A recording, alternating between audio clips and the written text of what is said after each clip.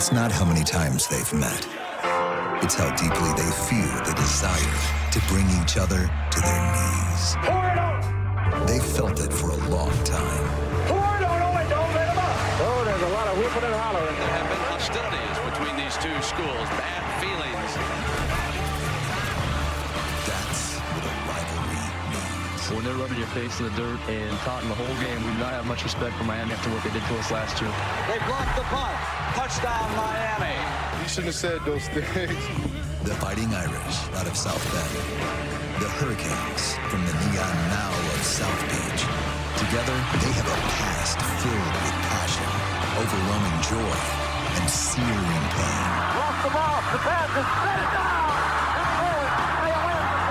And tonight, the next chapter, Catholics versus Kings.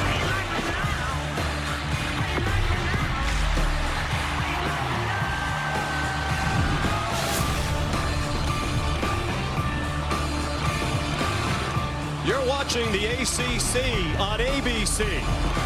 And welcome everyone to ABC College Football Primetime. This is Kickoff Week presented by Modelo. And this historic kickoff weekend continues with a rivalry with a colorful past, renewed tonight with another meaningful game. Number 6 Notre Dame and 10th ranked Miami opening the season here at Hard Rock Stadium. They hope to end it here in the national championship game on January 19th. The Irish made it to the title game last season in Atlanta. They lost to Ohio State. Marcus Freeman told his team their national championship wasn't denied, just delayed. He believes this Irish squad is capable of finishing the job, and Irish fans certainly hope so. It's been 37 years since they celebrated a national title.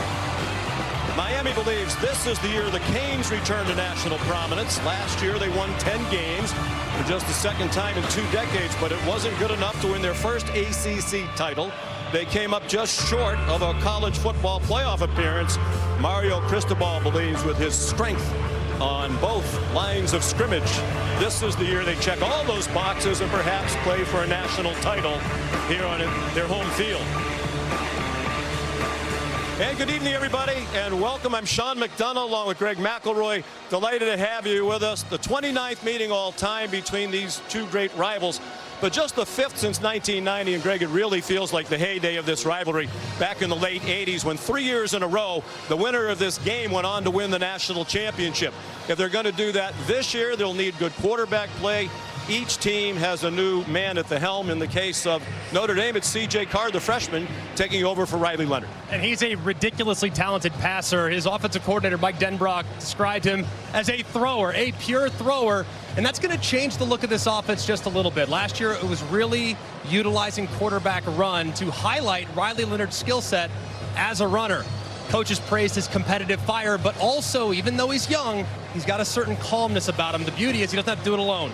He's got arguably the best running back in college football, an experienced offensive line, and maybe the most talented wide receiver core they've had in Marcus Freeman's tenure. It's his first career start. He's the grandson of the legendary Hall of Fame former Michigan coach Lloyd Carr.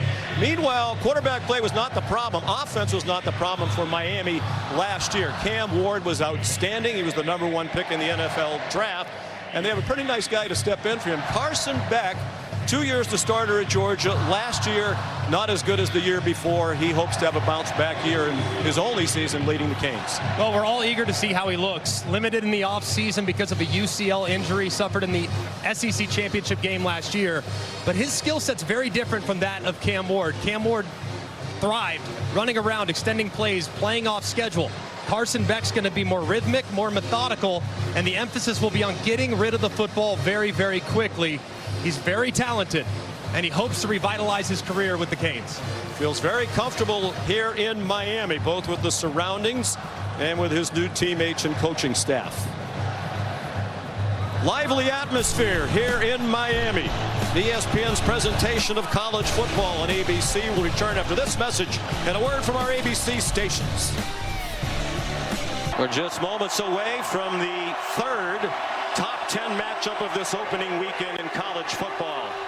And Canes legend Jimmy Johnson getting the crowd even more fired up.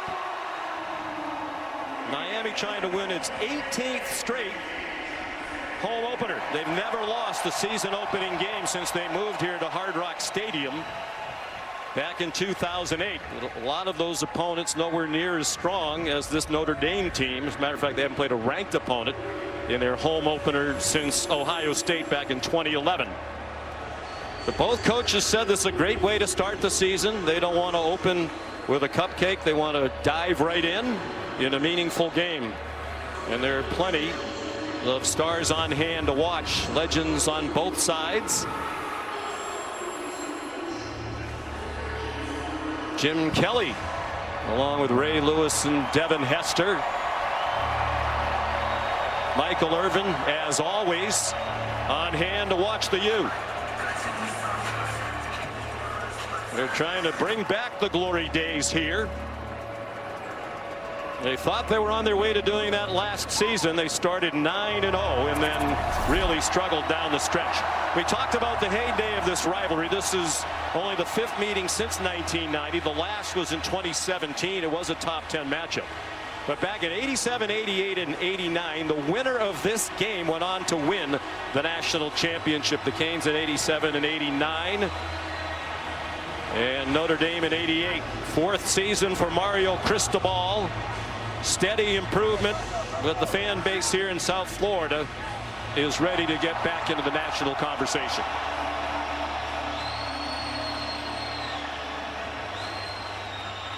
Producer and director's nightmare, the lights off in anticipation of the teams taking the field. They were 9-0. They were number 4 in the country. Looked like they were on their way to the ACC title game and the college football playoff, but lost to Georgia Tech, lost the regular season finale in a shootout at Syracuse, and that cost them their spot in the ACC title game, and they wound up just outside the college football playoff.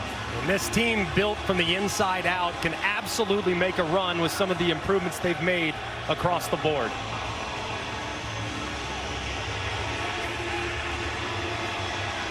Five national championships for this proud program, but none since 2001.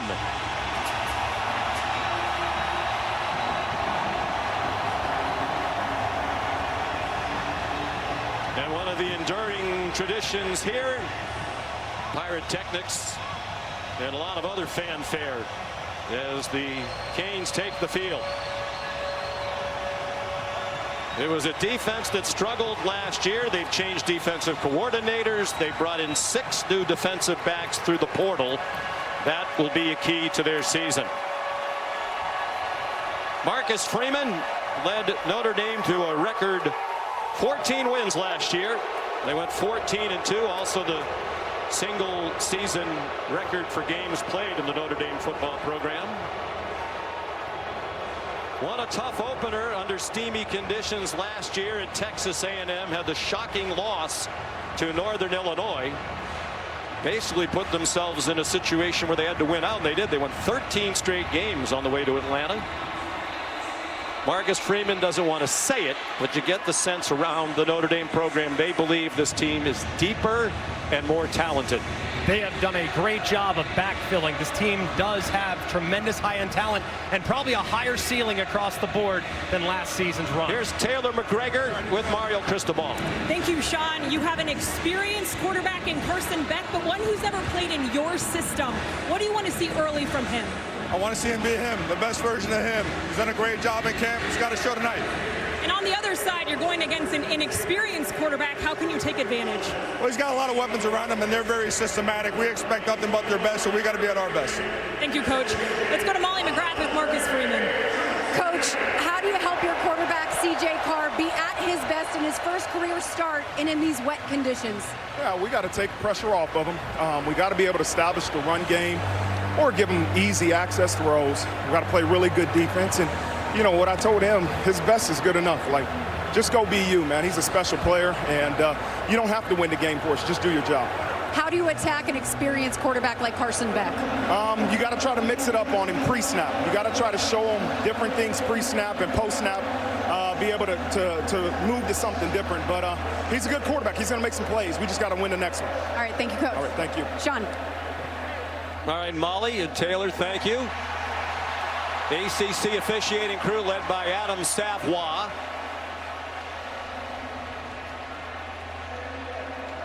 won the toss elected to defer their option to the second half. Notre Dame will receive on the west end of the field. Good luck. So C.J. Carr will get on the field immediately. As you might expect on the last day of August in South Florida, it is hot and sticky. We had some tropical downpours here mid-afternoon.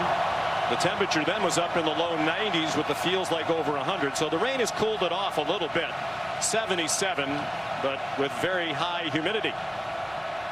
Both teams said that wouldn't be a factor. Marcus Freeman said his squad has been focused on hydration for weeks, and he doesn't anticipate a problem here tonight.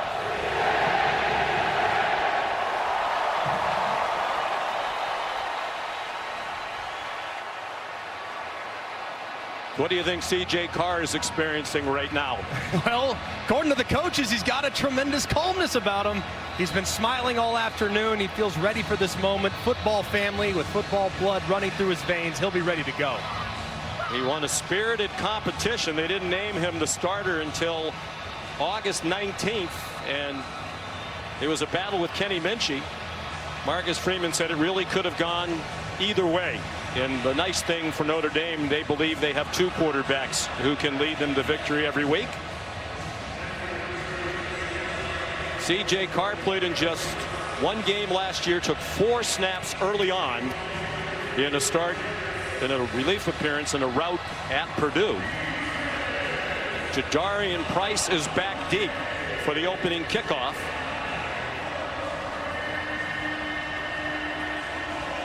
And it'll be Carter Davis to kick it off. He's a newcomer to the Miami program as a transfer from FAU not far away. Virtually no breeze as this rivalry is renewed. Line drive kickoff blasted through the back of the end zone. So here comes C.J. Carr. He's been dreaming about this moment his whole life. Redshirt freshman, 6'3", 210 from Saline, Michigan, right down the street from Ann Arbor, where his grandfather was a legendary coach. His maternal grandfather, Tom Curtis, was a legendary safety, and his dad, Jason, was a backup quarterback under Lloyd Carr.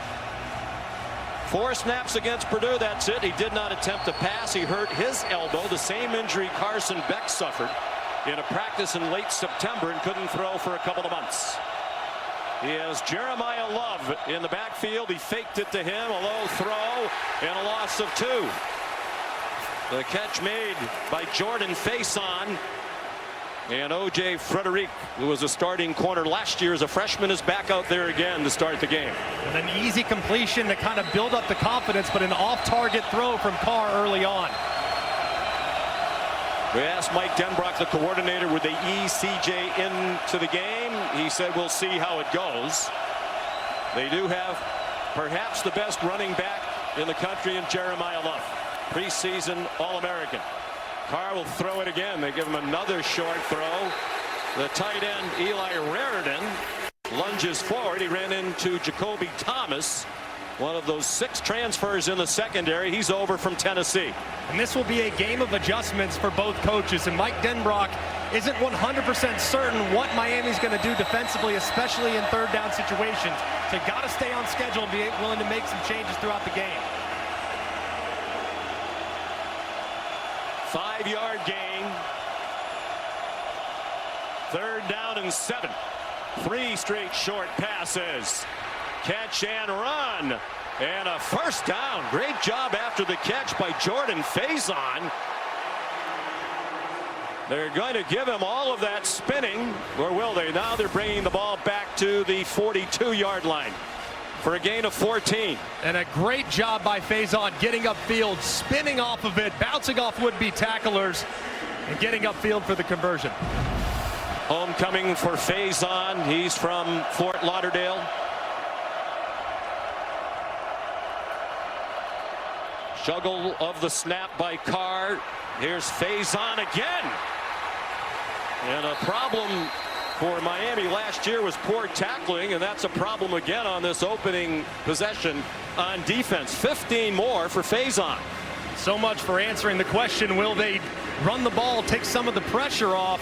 of the young quarterback. They come out now, throw it several plays in a row, 4 plays in a row, 4 easy completions, and a great job by Faison after the catch. Played through a leg injury much of last year. They think he'll be a more explosive and dynamic player this season. Here's the first carry for Jeremiah Love. And he got a yard, perhaps 2, to the Miami 42. Here are tonight's impact players, brought to you by AutoZone.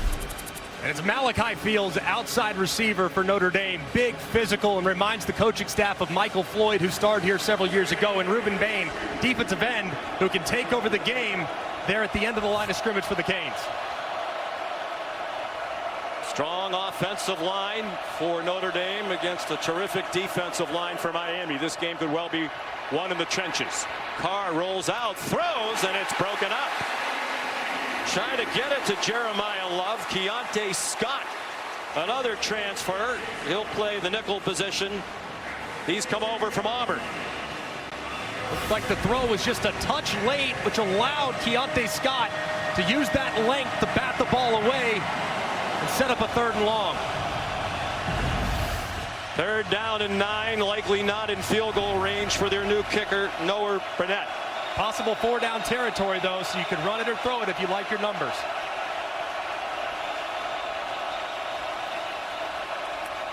Price is the running back. Pressure from Carr. He sidestepped the rush, but still in trouble. Running out of room, and he threw it away.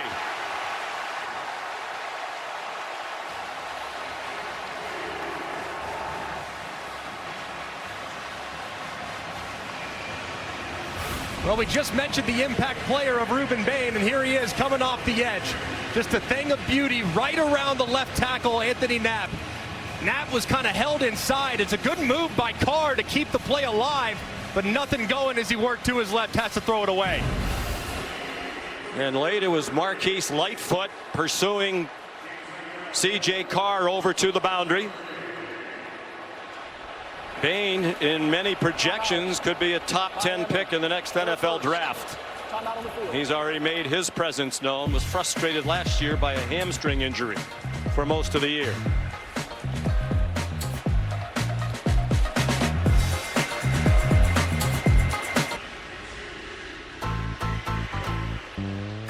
Welcome back to South Florida.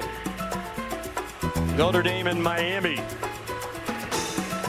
In the 3rd and final matchup of 2 teams ranked in the AP top 10 this opening weekend.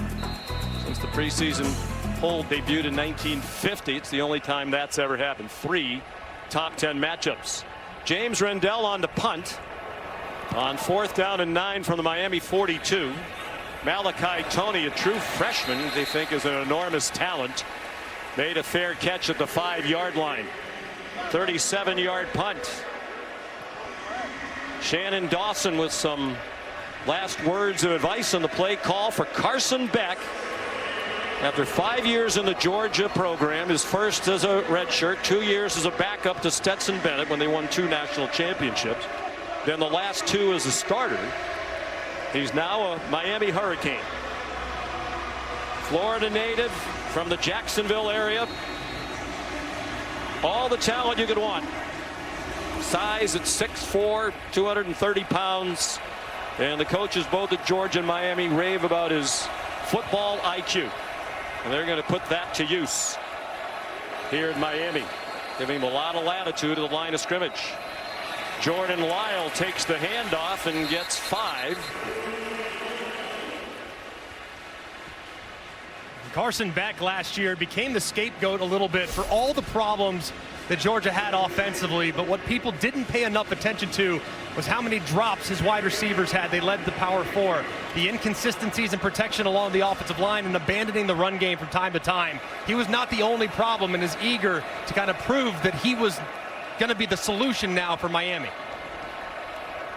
It's a pretty good year when you have a problem. You went 11-2 and won the SEC. His first throw as a Cane is on target. Kalen Marion has a first down, his first catch for Miami. A transfer from BYU, and before that he was at UConn. Great job scanning the field there by Carson Beck, getting backside and hitting the throw. 5 receivers spread the field. C.J. Daniels, another newcomer on his 3rd school, Liberty. 1 year last year at LSU, and now here at Miami, a 5-yard gain. Not surprising to see Miami utilize a little bit of tempo early in this game. They felt like they could challenge Notre Dame because of the heat and humidity, and that would be a little uncomfortable for that defense. So expect you to utilizing tempo throughout the season. It was a terrific Notre Dame defense last year. Gave up just 15.5 points per game. A lot of the key contributors back. Jordan Lyle, the part of running back committee. They'll feature 3 running backs, Lyle, Mark Fletcher, and Marty Brown. Lyle got the first down out of the 34. One area of this team last year that was kind of flying under the radar was how good they were running the football. And I think Jordan Lyle has a chance to become a star. Tremendous open field speed. Reminds you of those great Miami backs there in the 2000s. And they love to run between the tackles. Mario Cristobal was an offensive lineman back in the late 80s and early 90s at Miami. He likes to pound it. Only Baylor ran between the tackles more often last year. Here comes a blitz. Beck saw it coming, got it off. Joshua Moore the catch. Jalen Stroman, a newcomer from Virginia Tech, made the tackle as the safety for Notre Dame. An 8-yard gain, and they'll go quickly. 2nd down and 2. Beck's 3 for 3. Loves the play action game. Throwing it deep, and it's incomplete. Trying to get it to JoJo Trader, and it was Stroman in coverage. I love the idea on 2nd short too. You're going to come back, probably run it on 3rd down, pick it up. Why not try to take a shot? Throwing it deep over the top to a playmaker in Marion who can go 22 miles an hour on the field. Their deep threat just a little bit too deep from Carson Beck. He can make all the throws. Coaches rave about his touch, short and intermediate, and his accuracy down the field. Lyle's the running back on 3rd down and 2. Malachi Toney, the motion man, and it's that stout defensive front for Notre Dame that stands up. Boubacar Traore, the sophomore from Boston, who missed most of last year due to injury. A big play for the new defensive coordinator, Chris Ash. This is a great play by Traore on the right side. They try to get a zone read. They have some movement going from right to left, thinking it would hold him out wide. He is not fooled, however. He crashes down immediately and makes the play in the backfield. Marcus Freeman raved about the talent of the ends, Traore and Bryce Young at the other end. He thinks they could both be 1st-round picks someday. Jordan Faison takes the punt from Dylan Joyce. And he's dragged down at the 13-yard line. Raul Aguirre made the tackle after an 8-yard return of a 43-yard punt. Big stop on 3rd down for the new look Notre Dame defense. No score. 7 gone by.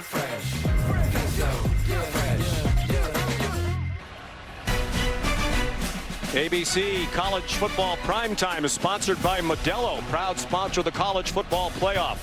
Modelo now recruiting full-time fans.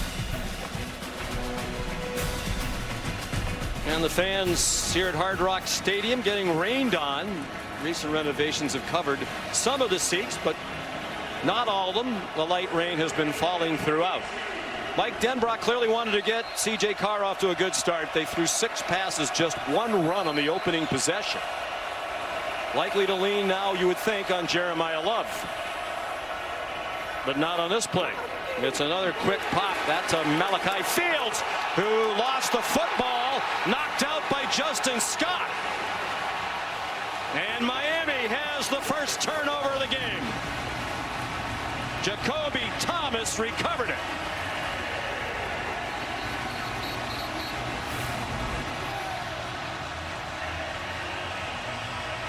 Looked like that ball was starting to come out. It is right there off the left hip as a result of that big collision from Scott. Did he secure possession is something they'll also look at, but it does look like ball is just starting to slide out before his backside is down on the ground. Let's take a look right here. Oh, right knee down, but where's the ball at that point? Looks like it's already moving.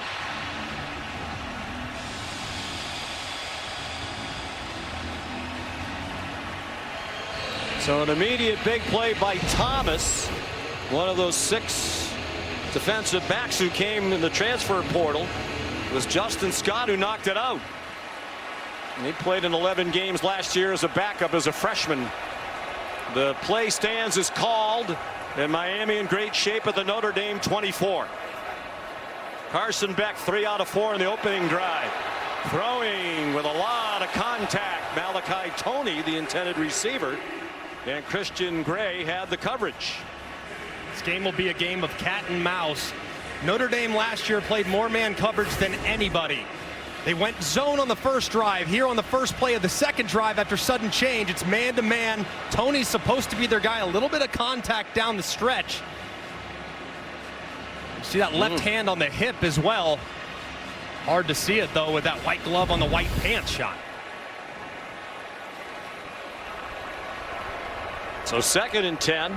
Jordan Lyle just had his ankle taped back into the game for Miami. He gets spun around for no gain. Perhaps 1. Gabriel Rubio and Joshua Burnham in there. Part of the veteran defensive line. They lost Riley Mills and Howard Cross in the middle. But they have a lot of veteran talent returning as Chris Ash takes over for Al Golden, who went back to the NFL this season as the new defensive coordinator for the Cincinnati Bengals. And what will Chris Ash do here? Will he heat up the veteran quarterback, see if they can knock Miami out of field goal range? If you're Carson Beck, you can't take a sack. As we said, he has a lot of latitude at the line of scrimmage, and he's using it. Given a clean pocket, throws, low throw, but a catch made by Keelan Marion. And it's an 8-yard gain. They're just short of the first down, and Mario Cristobal's going to go for it. This is a beautiful route by Marion, who gets the separation against the best corner in college football in Leonard Moore. Mario Cristobal with that imposing offensive line can probably anticipate a north-south run right here on 4th and short.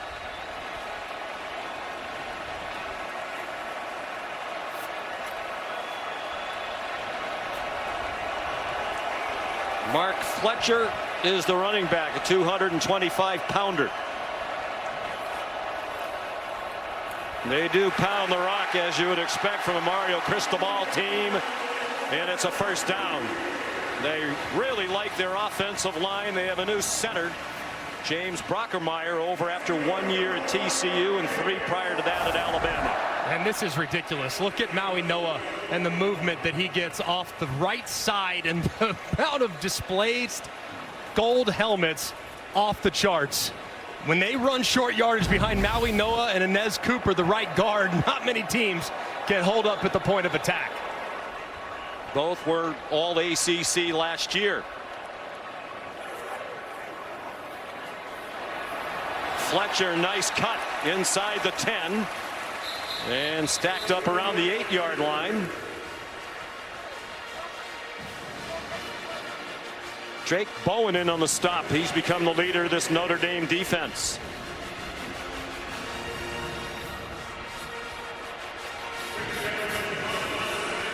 Bowen's taken over the green dot. He'll be in communication with Chris Ash through the headset. Now that Jack Kaiser, after 70 games at Notre Dame, is in the NFL with Jacksonville.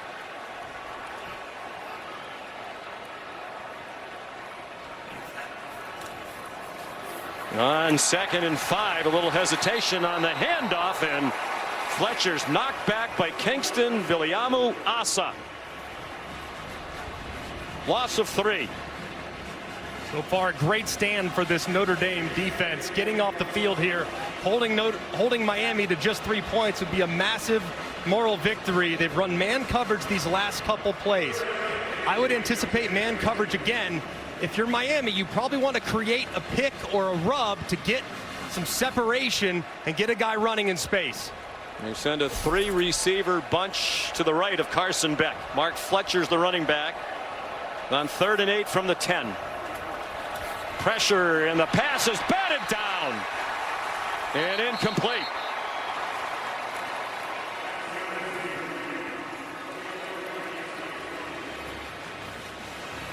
Jared Dawson batted it out of the air. They don't go to the transfer portal often, but he's a newcomer from Louisville. And they bring the pressure right up the middle. They're trying to get that rub and pick that we just talked about with a mesh concept. 2 shallow crosses underneath. You can create natural pressure on the defense by running guys close together. However, the pass rush was too much, and a great job by Notre Dame's defense. There's Carter Davis, the newcomer. Those career numbers not good. They were at FAU. He won a battle with Bert Auburn, a transfer from Texas, to be the kicker. And trouble with the snap. Picked up by Dylan Joyce, who's the punter, and he's knocked out of bounds.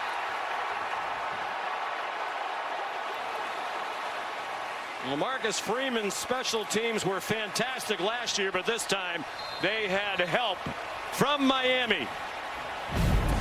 And this snap just low and outside, almost rolls it back. It was an okay job by Joyce trying to corral it, couldn't do it, calls the fire. And a massive moment for Notre Dame defensively. Marcus Freeman's got to love what he sees. The fumble does not hurt Notre Dame. Welcome back to Miami, the 3rd and final matchup of this opening weekend between top 10 teams. The previous 2 matchups were low scoring. Texas over Ohio State, LSU over Clemson. LSU scored the most points of the 4, only 17. And so far, nothing on the board here. Notre Dame's defense rallied after an Irish turnover. Here is Jeremiah Love, just his 2nd carry. And he rolls out for an 8-yard gain. Here's Molly. Well, Sean, quarterback C.J. Carr showing leadership on the sideline. He went right up to wide receiver Malachi Fields after that fumble, said, "I trust you. I'm coming right back to you." And Carr may be a redshirt freshman, but he commands this sideline. You can tell this team respects and loves him. He's obviously grown up around it.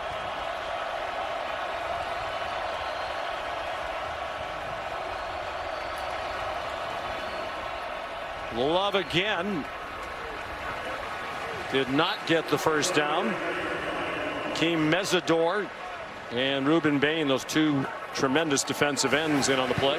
And this will be an interesting down for the Notre Dame offense, because in 3rd and short last year, you knew where it was going. It was Riley Leonard with some type of quarterback run. Now, without the element of the quarterback's legs, what will they do in short yardage situations for Mike Denbrock? They went for it a lot on 4th down last year, largely because, as Marcus Freeman said, Riley Leonard could just fall forward and get first downs. C.J. Carr gets blasted behind the line of scrimmage by Big David Blade Jr., a transfer from Louisiana Tech. Welcome to college football, as he ran into 6'4" and 308 pounds. And it's just a bust by the right guard. He's got to block that nose. That nose just shoots right up the middle, and he whiffs completely. He's blocking the wrong guy, and that's the young freshman Gertie Lambert, who's got a lot of talent, but clearly not on the same page with his center there. And the unblocked defender Blay makes the play in the backfield. They watched Blay play last year against Arkansas with a dominant performance, and Mario Cristobal said he was a must-get in the portal. Rendell punts. And Malachi Toney, a fair catch. He's saying, hey, they were too close, but there is no flag, a 43-yard punt. Let's check into the studio. Here's Kevin Nagandi. Sean, good evening. Our multi-view is showcasing a handful of events, including the round of 16 of the U.S. Open, Phillies Braves at the bank, and college football across our networks. You can experience it all on the new ESPN app. Back to you and Greg.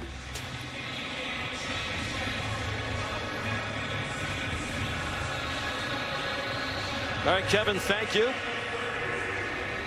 Score here, 1:46 to go in the opening quarter. Carson Beck 4 out of 7 in his Miami debut for 35 yards.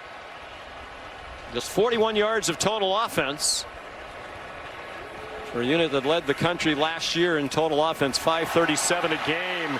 Fletcher bouncing off would-be tacklers. Don Schuler, a rare missed tackle at the safety spot, and wound up going for 15. Right guard there, Inez Cooper, just absolutely mauling this defensive tackle. I mean, watch him go for a ride, and they run right behind him. Big movement, goodness gracious, displaced 5 or 6 yards, and the big body Fletcher gets downhill. Luke Talich had a chance to make the tackle as well, and did not. They'll pound it between the tackles again.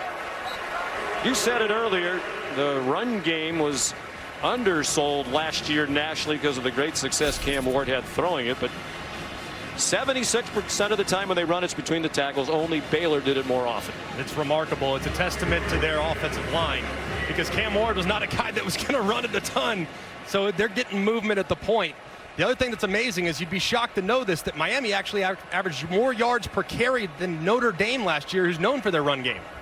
They averaged 5.7. High snap that might have thrown off the whole operation. Tried a quick screen to Keelan Marion. Carson Beck letting everybody know the snap was high. I'm sure the center loves that. No. And the throw was a little low. Still catchable, but wasn't going to go very far. What a kickoff week this has been, presented by Modelo. Shades of yesteryear here. Notre Dame and Miami in a meaningful season opener. The Hurricanes are 0 for 3 on third down. They were best in the country last year, 56% plus. Back, here's Malachi Tony. First down inside the Notre Dame 40. Well, he's a true freshman. They told us they weren't sure how much he would play. He is playing a lot. And how about this route? Look at the quickness in and out of the break. Inside, back, outside. Remember, you know you're going to get man when you're playing the Notre Dame Fighting Irish. And when you have a guy with that much sudden change ability and quickness, it's tough to cover. He's not very big, 5'11", about 180. Here he comes again. And another first down inside the 30. We spoke to Carson Beck and Shannon Dawson during the week. They said, we don't want to build him up too much, but he's an incredibly talented guy. Carson Beck said he's going to watch him play in the NFL someday. The end of the first quarter. Notre Dame and Miami, 6 versus 10. No score. Second quarter here in a humid night in South Florida, no score. Sean McDonough with Greg McElroy. Molly McGrath is on the Notre Dame sideline. We welcome Taylor McGregor on the Miami sideline. If your last name doesn't start with MG, you cannot work on this crew. That's apparently. Well said. Yeah, we are definitely in line with the MC squad. First and 10, Miami at the Notre Dame 28. Here's Jordan Lyle. Grabbed around the legs by Jaden Osbury. They did lose Jack Kaiser, but Chris Ash loves the linebacker core with Osbury, Jalen Sneed, Drake Bowen, and Viliamu Asa, among others. Very physical and violent linebacker core across the board. Really complement each other's skill, and they're really paying attention in the backfield with the success that Miami had in the first quarter running the football. Question was, how much would Chris Ash change after Notre Dame played great defense last year under Al Golden? Bringing some of his own ideas. Back throw, single coverage, batted away. Good coverage by Christian Gray on JoJo Trader, and now Gray stays down. That is not good for Notre Dame. Cornerback tandem as good as any in the sport. And the one concern they have defensively is how young they get at corner in the event in which their top two go down. And they love their depth everywhere on defense except at the cornerback position. Both Marcus Freeman and Chris Ash said that last night. Hurt on the landing, it seems.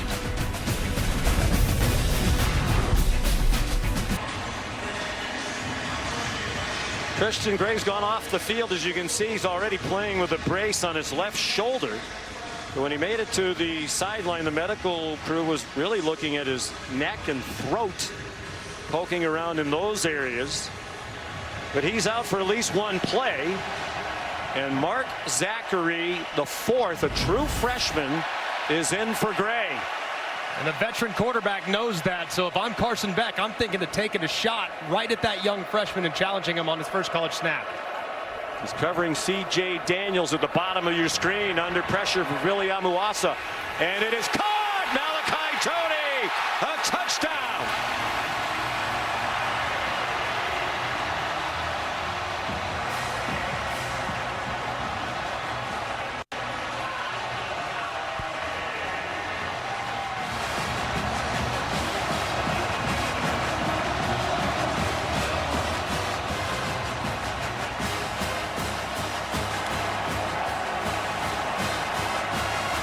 There's a new star in Miami, and he's Malachi Tony.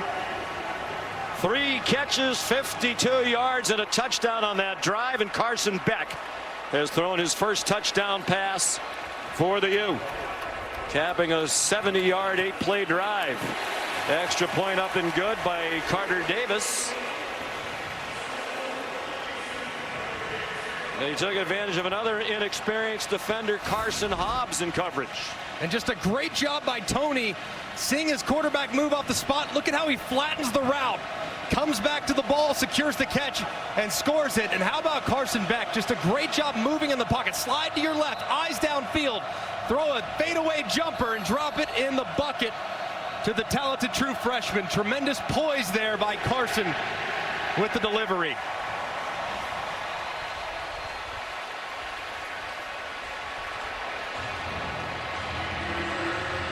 The reaction for Carson Beck, such a frustrating season a year ago.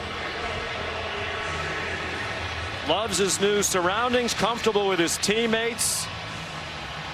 And Carson Hobbs played very little last year. Sophomore from Cincinnati. Beat on the play.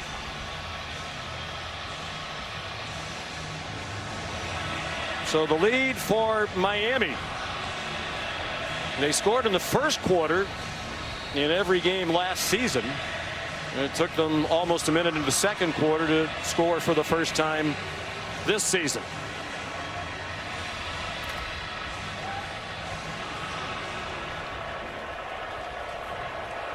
Carter Davis to kick off.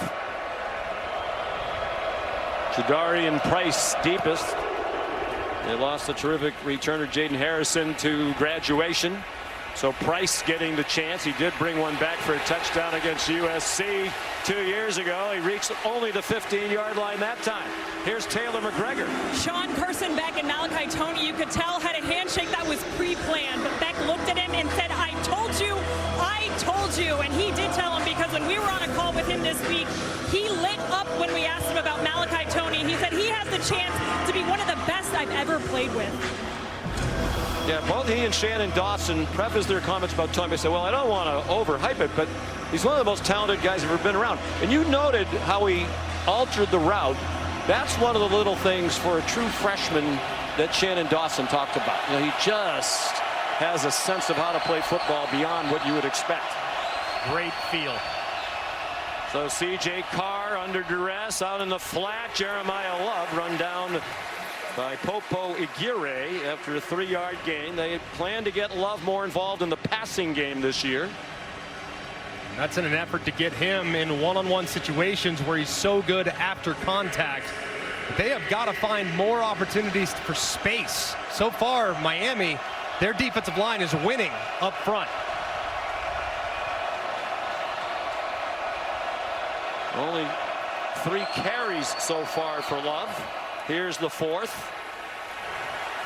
He rushed for over 1,100 yards last year, the 21st 1,000-yard season in Notre Dame history. This Miami defense, coordinated by Corey Heatherman, 41 years old, last year in Minnesota, 1 year there as the defensive coordinator, trying to simplify things. They had too many busts in communication and busted assignments last year. They're pretty simple on third down, though. If you watch Minnesota, you see a lot of man coverage One-on-one lockdown coverage when you get to third and medium. Three-man rush. They still get near. Carr, and the throw is errant. Trying to get it to Jaden Greathouse. Keontae Scott had the coverage. And so far, so good for the new Miami D. And this is man coverage from Heatherman. They try to get a little bit of a rub, just a natural pick, but Ruben Bain so far is winning that matchup against Anthony Knapp. He bull rushes into Carr's lap, forces the throw to go just a little bit outside, and Heatherman's defense been up to the task so far. He led a terrific defense at University of Minnesota last year. Rendell's punt. Here's Malachi Toney with a fair catch at the 34-yard line, a 45-yard punt. Toney the star here in South Florida with the Canes off to a 7-0 lead. 12:33 to go in the second quarter here at Hard Rock Stadium. Miami leads 7-0. Carson Beck, a 28-yard touchdown pass to the freshman Malachi Toney.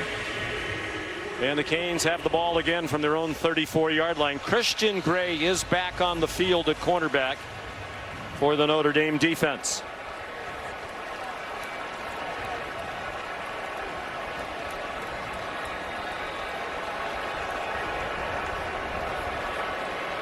Beck 7 out of 12 for 87 yards. The handoff to Mark Fletcher. Staggers ahead for about 3. Carson Beck started last season off a 13-1 first year at Georgia as the starting quarterback. Preseason first team All-American, one of the leading contenders. I thought he was the favorite to win the Heisman Trophy. Played nowhere near like that. A lot of reasons why, as you said before. We asked him, do you feel like you need to reestablish yourself? He said, no, I still believe, I know I'm one of the best players in college football. He's playing really confident and poised tonight. They bring pressure toward him. He gets it away, and it's incomplete. Off Joshua Moore with Christian Gray in coverage. Well, you said at the beginning, one of the differences over last year when Cam Moore would run around, usually very effectively, Carson Beck's going to get the ball out. And has so far, really quickly. It's been very decisive. That throw a little off the mark. But with this challenge defense that you're seeing from Notre Dame, at some point he's going to take a shot downfield because those safeties getting a little bit closer with every snap to the line of scrimmage. Miami started 0 for 3 on third down. They've converted on their last 2. This is 3rd down and 8. Beck steps up in the pocket. There's a flag down. He lunges very close to the first down yardage. But it looked like there was a hold.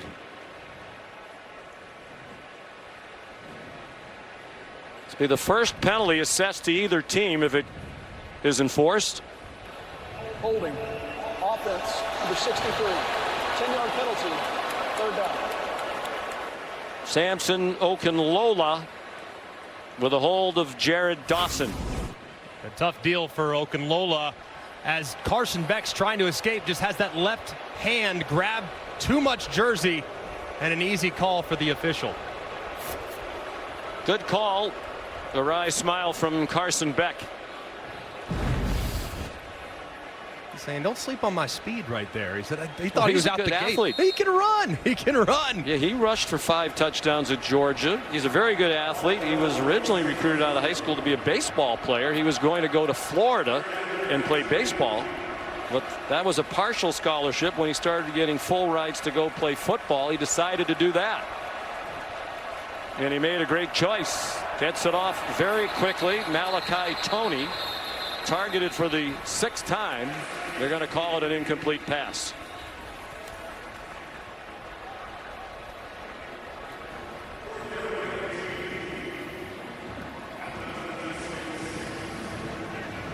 Finally, some answers for defensive coordinator Chris Ash. Miami's had a lot of success running the football, but in long yardage situations, with how this defensive backfield can defend, you cannot get into an obvious passing situation with the pass rush that the Irish has.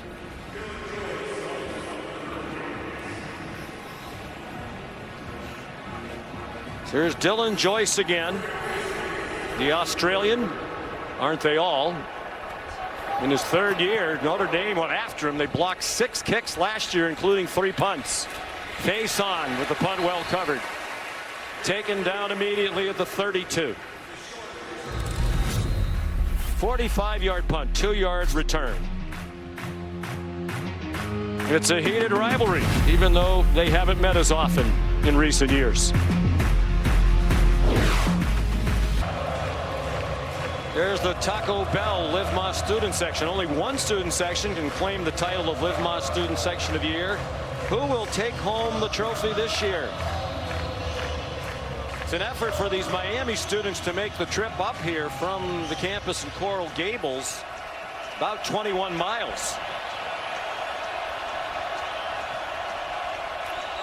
Their team leads 7-0. Jadarian Price, the running back. For C.J. Carr, quick throws, probably because Mike Denbrock isn't really sure how defensive coordinator Corey Heatherman's going to attack him. So what do? Just get the ball into your quarterback's hands, take some pictures, and try to figure it out. He's got 4 completions that have only traveled 3 yards downfield or less. So mostly screens underneath. At some point, they'll have to stretch the field. He's 6 for 9, all 6 completions on balls thrown within 3 of the line of scrimmage. He takes off running. He looks a little bit like the man who wore number 13 last year for Notre Dame, Riley Leonard. There are the numbers we were talking about. He threw the 1 ball down the field early toward Love, and it was a little late and behind. Correct, on the move too. And Mike Denbrock got to go back to that play sheet on 3rd and short. They got stopped earlier with the quarterback run. 1 out of 4 on 3rd down, the Irish. 3rd and 2. Jadarian Price looked like he got just enough for the 1st down. One thing you can do for your young quarterback too is you can move the pocket, change the launch point, clean it up a little bit for him, because that pass rush is relentless. So just try maybe a play action misdirection with the bootleg to kind of get him moving and allowing him to be athletic.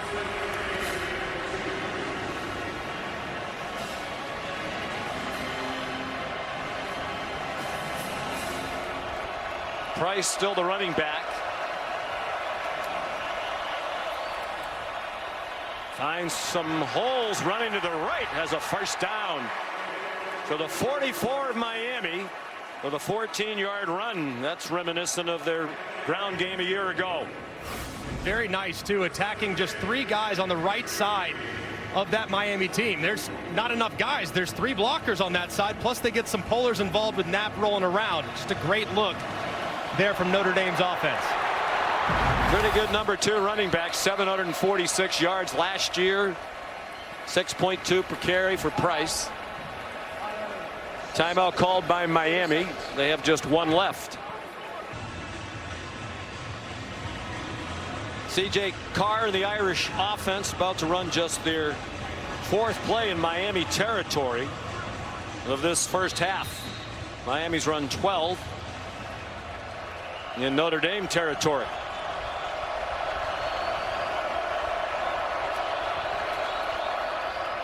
Price again slipped down.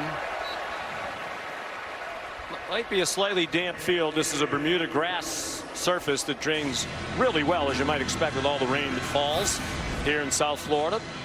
You know Bermuda grass, but it's mostly on a pristine golf course. But he right there stepping on Eli Raridan, kind of twists that right ankle and unfortunately goes to the ground for the Irish. Sticking with Price, Jeremiah Love still has just 4 carries. Mike Denbrock said it's going to be mostly Love this year. It wasn't a 50-50 split, but Price got plenty of carries. It'll be more on Love this season. Completion and a 1st down. Micah Gilbert got stood up after he picked up the 1st down. It was Xavier Lucas who made the tackle. Xavier Lucas, another transfer from Wisconsin. And this is a staple play for Notre Dame. Just Z-spot, you got the corner, very simple route concept that CJ Carr has probably been running since he was in 7th grade. Great throw, good accurate pass, get him started. And the first career catch for Micah Gilbert. They think he has a bright future. Redshirt freshman from Charlotte. Played in 3 games last year. Love and Price on the field together. Carr a play action pass, a wheel for Love. And he could not make a one-handed catch. With Mohamed Touré in coverage. Another first-year Cane in his 7th year of college football. Lost 2 full seasons at Rutgers due to ACL injuries, including last year. He's a playmaker too. Was a real difference maker for Rutgers a couple years back. Just unfortunate with his injury history. We haven't been able to see him. They say he's healthy and ready to take this linebacker group to the next level. 2nd and 10.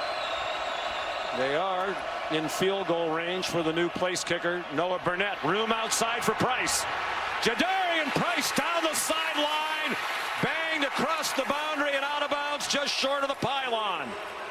Jacoby Thomas saved the touchdown. It's a 30-yard run for Jadarian Price. Just an excellent job by the left tackle because there's a little bit of movement off the side and Knapp sees it. He recognizes it. He comes off to get just enough of Keontae Scott to spring Jadarian Price to the outside. A great job by the left side of the offensive line. 1st and goal from the 3. Big run by the junior from Denison, Texas, who stays in the game. Last year was a lot of Riley Leonard with quarterback runs. Timeout called by CJ Carr. He was alert to the play clock. Still 2 timeouts left for Notre Dame, trying to tie the game with 6:38 to go in this opening half.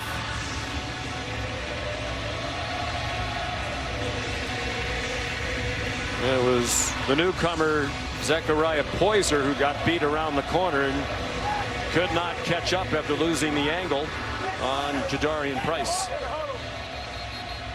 It's been a really nice drive from Notre Dame. They put a lot on the quick passing game early in this game, kind of get their quarterback into a rhythm, but now it's the offensive line who's accepted the challenge of starting to open some holes up front. You can see they're trying to get CJ Carr more comfortable. It looks like he is. That was a nice throw to Micah Gilbert. Yeah. The offense opening up a little bit. I think he's playing fine. He's just been conservative with the plan so far, but really puts the onus on the offensive line to create some up front, especially here when the yards are tough inside the 5. 9th play of the drive. They've taken it 65 yards. Price remains the running back. CJ Carr out of the Riley Leonard playbook. And that's not his game. And he's wearing the number 13, not as an homage to Riley Leonard, who he communicates with still and likes very much. His dad, Jason, wore number 13 as a quarterback at Michigan. Riley Leonard had the school record with rushing touchdowns for a quarterback last year. They give it to Price. Lost the football, and CJ Carr's on it. Back at the 7. Wesley Besaint, the hard-hitting linebacker, popped it out. Just didn't ever look like the ball was really secured up into the body with one hand. Goes out immediately, and here on 3rd and 6, got to be thinking move the pocket. Find Eli Raridan, the tight end, who's 6'7", long physical body. Jeremiah Love back at running back. Carr forced back. He's back near the 30-yard line. Bought some time and throws a touchdown. Micah Gilbert. His first touchdown and the first TD pass thrown by the redshirt freshman CJ Carr, showing that poise the coaches have raved about.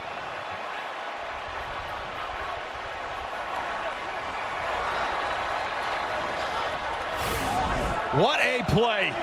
Just continuing to survey. Get depth, get depth, get depth. Back the other way. No, this way. We'll try it. And how about this? Guys in the back end falling asleep at the wheel. It's amazing to see just how much those defensive backs lost coverage and resulted in an easy touchdown. Ahmad Moulton did his best to try to track down Carr, but he lost the chase. Noah Burnett's first kick as a Notre Dame Fighting Irish player is good.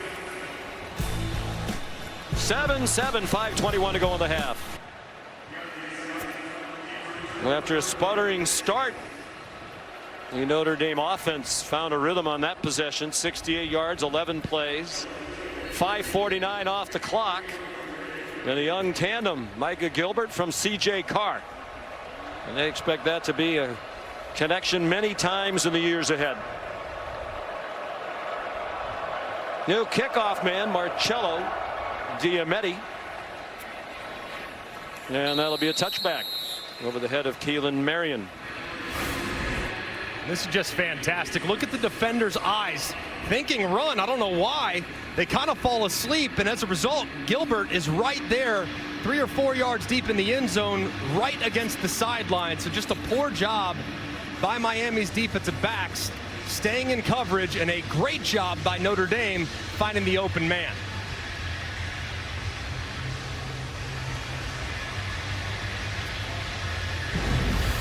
Marcus Freeman said it was a close call in that competition with Kenny Minchie in the preseason. Felt comfortable with either one, but it was the calmness, the poise, and the ability he felt to lift the performances of others around him that Carr has, and ultimately led to the decision.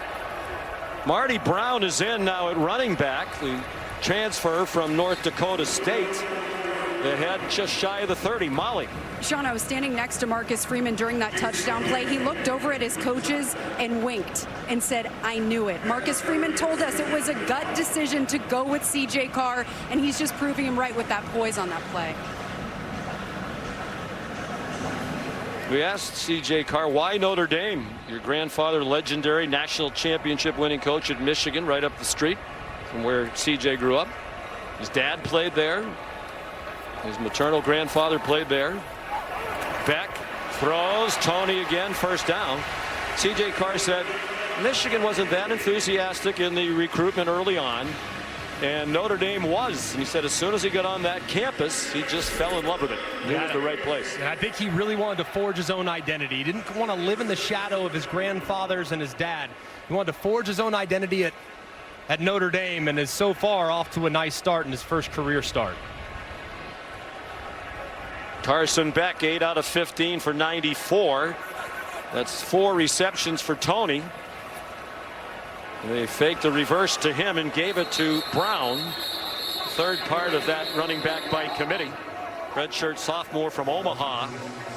Had a prolific year last year as a redshirt freshman at North Dakota State. Ran for almost 1,200 yards and won the Jerry Rice Award as the top freshman in FCS football.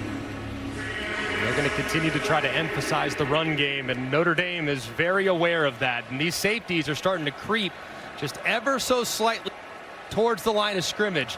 You look at the depth of these safeties, only about 15 yards away, but about 8 or 9 yards deep. Carson Beck will use the time at the line. Now he steps up and throws. Good catch by C.J. Daniels for a first down. We saw the example. Shannon Dawson said Carson Beck will use time at the line because he likes to send the running back out in the pass pattern, and he did there.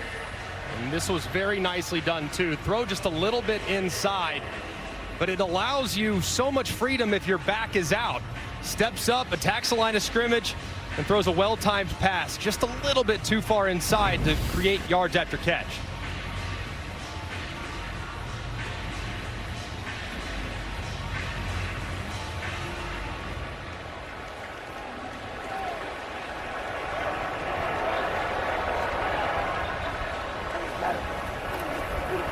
Daniels was the motion man. Brown got wrapped up behind the line of scrimmage, managed to make it across midfield for a 3-yard pickup. Could take us to the 2-minute stoppage if Miami doesn't pick up the pace. Greg, you surprised that these top 10 matchups have been low scoring? All 3 of them this weekend. No, I'm not, because at this point of the season, the defense is often ahead of the offense, and I think coaches are scared to death to take too much risk, especially in the event like tonight where there's different defensive coordinators on both sides of the ball. So they're a little more conservative early on before things might open up.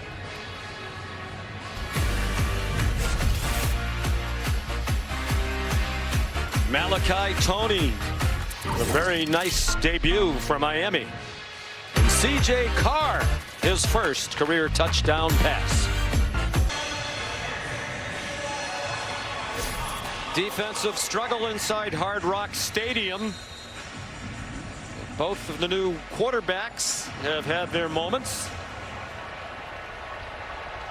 Both Carson Beck and C.J. Carr have thrown a touchdown pass. Malachi Toney, the freshman in his first game, has the Miami score. 2nd and 7. Marty Brown has the first down. Just one timeout left for Miami, but plenty of time right now. The clock stopped at 1:52. Carson Beck just looks so comfortable right now getting through his progressions for Shannon Dawson. I mean, first guy's not there, second guy's not there, no problem outlet, and he's doing it so quickly. It's been hard for Notre Dame to keep up with the efficiency he's playing with. Really looking like the Carson Beck who we saw at his best at Georgia. Brown again. Jordan Lyles had his ankle taped a couple of times now, so you wonder if he's available. That's 4 yards. Now Miami probably needs to pick up the pace just a little bit. You get down to the final 80 seconds, that's when your antenna goes up, and then it really goes up under 40 seconds. So pick up the pace just a hair. We think Davis will be the field goal kicker if it comes to that again, as long as 51. Keelan Marion swung down, but he has the first down. Christian Gray there for the Irish. Under a minute to go. The clock stops for a moment to move the chain. 7-yard gain. Continuing to see a lot of man coverage from Notre Dame, and at some point you know what time it is. If it's man, you got Malachi Toney. If he gets a one-on-one, you could take a shot downfield, but if I'm Notre Dame, I'd keep eyes on 10. They've targeted 7 times already. He has 4 catches for 59 in the TD. Beck surveyed the scene, took the check down to Brown, who goes airborne. Sent through the air by Jalen Stroman, but 7 more. There are a couple of players down behind the play, one for each team. Clock's running, they got to roll. I mean, it's Inez Cooper taking his time, and Beck's upset about it.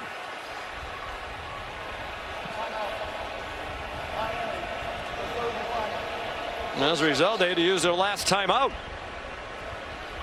I think it was Jared Dawson who was engaged with Inez Cooper behind the play, and they were having a conversation. Meanwhile, the clock's running. Big hit there. The tackle by Stroman, known for his tackling at Virginia Tech. It's kind of disastrous sequence there for Miami.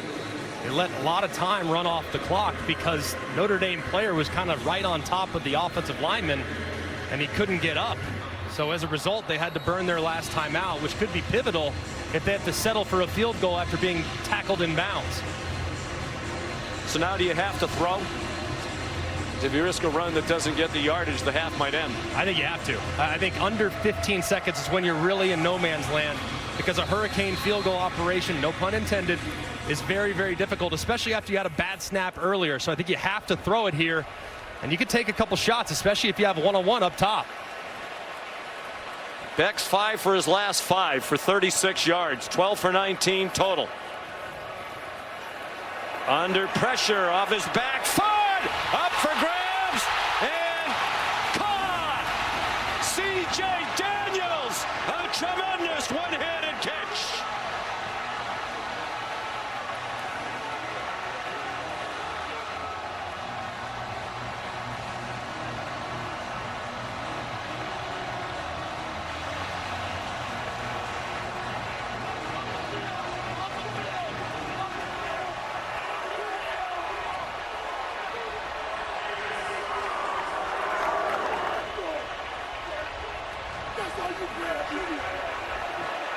And they lost their top 6 receivers from last year. Daniels, one of several brought into the program. He's a transfer from LSU. And what a way to introduce yourself to the new team and fan base. They're going to review it. And again, the poise of Carson Beck. I wondered when the ball was in the air, Greg, if it was a good decision. But I guess you could say that was on the money. I mean, that is an unbelievable catch. Now, he does bobble it a little bit through the ground, but does the ball ever touch the ground is the question.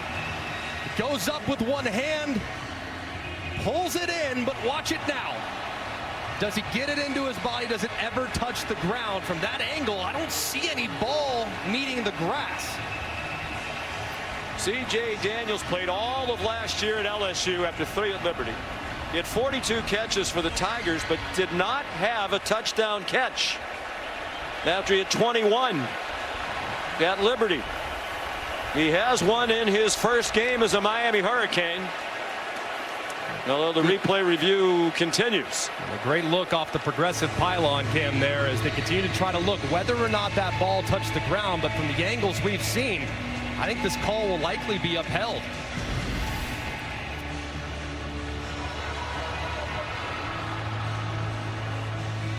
Do you like the decision by Becker? Did he get away with it because of the great catch? Because if that's not a one-handed snatch, it looks like it's going to be an INT.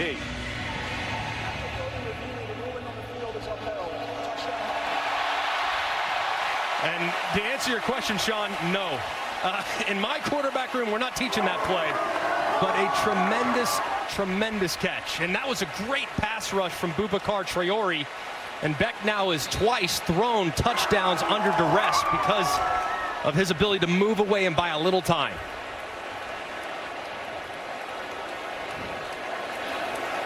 Here's Carter Davis.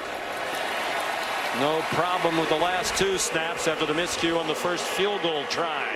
Miami back on top with 12 to go, seconds in the half. And this is a nice double move out of the bunch.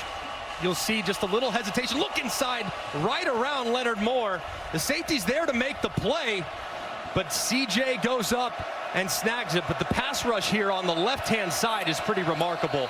He's the one in Boubacar Traore that forces Beck to retreat off of his spot. He beats the left tackle inside, spins inside, and look at the retreat. Just a little bit of time that Carson Beck was able to play, and that's now 2 touchdowns off a fadeaway jumper.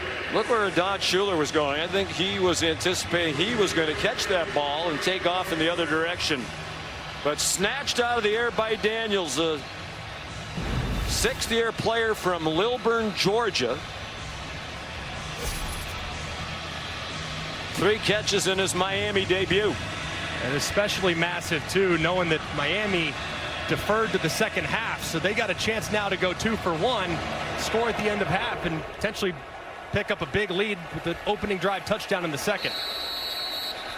Touchback off the foot of Carter Davis. Stay tuned for the Starbucks halftime report. Kevin Nagandi, Booger McFarland, and Dan Orlovsky standing by. They'll review the other game earlier today. South Carolina's win in the Beamer Bowl. Shane Beamer leading Virginia Tech, school where he grew up, on the sidelines with his legendary dad, Frank Beamer. He's also one of the all-time great men in the history of college football. Few in the world better than Frank Beamer, and a good win for South Carolina to kind of live up to some of the preseason expectations they have. C.J. Carr takes a knee. He'll finish his first half as a college football starter, 8 out of 12 for 54 yards and the memorable touchdown. 2 touchdown passes for Carson Beck on 147 yards passing. Daniels the second reception after Malachi Toney starred early for Miami. 188 yards for Miami, 115 to Notre Dame. Coach, up by a touchdown at the half. What has your attention? Our team needs to keep just focusing on the fundamentals and the technical part of the game. You know, we fumbled the snap trying to kick the extra point. or get tangled up with a guy down in 2 minutes, would eat us some clock. We convert anyways. And then on split zone, we get beat twice. So we're doing a lot of good things. We're playing with a lot of energy and intensity. We got to make sure we focus on finishing the job. Thank you, Coach. Let's go to Molly with Marcus Freeman. Coach, how do you better defend Carson Beck in Miami's passing attack? We got to make him uncomfortable. We're not making him uncomfortable. He's sitting back there. He's scrambling. If we can't get 4-man pass rush, then it's going to be a long night. Now, if we have to create it with 5-man pressures, we will. But he's comfortable, right? And he's too good. If you let him be comfortable back there, he'll pick you apart. All right, thanks, Coach. All right, thank you. John. At halftime, it's Miami 14 and Notre Dame 7. Let's send you now to the studio for the Starbucks halftime report with Bugger and Dan. Here's Kevin Nagandi. Sean, thank you so much. You see, of course, skyline outside Hard Rock as we get you ready for the second half. 14-7, a pair of CJ wow moments. CJ Carr for Notre Dame, and then CJ Daniels, the transfer from LSU. Another transfer, Carson Beck delivering the pass. By the way, he's not phased. We see that veteran leadership there so far in that first half. Carson Beck is a veteran quarterback who understands Notre Dame plays a ton of man coverage. So even when he gets in trouble, he knows I have one-on-one back there with a safety. I can throw it up and allow my guy to make a play. That's what he's doing. I think the throw it up is fair. Now, I think the reality is Miami's receivers have made some really nice plays for Carson Beck.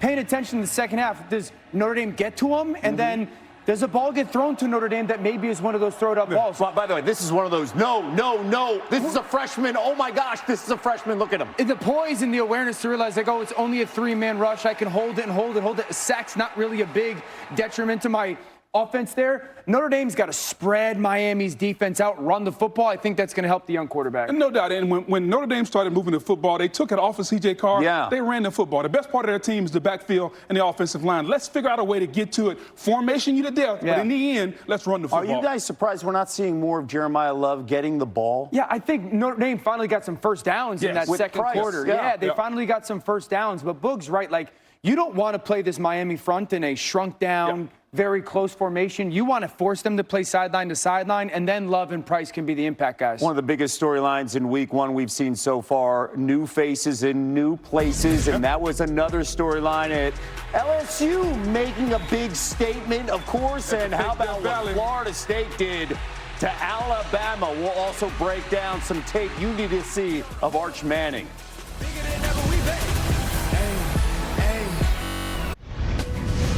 Welcome back to the Starbucks Halftime Report.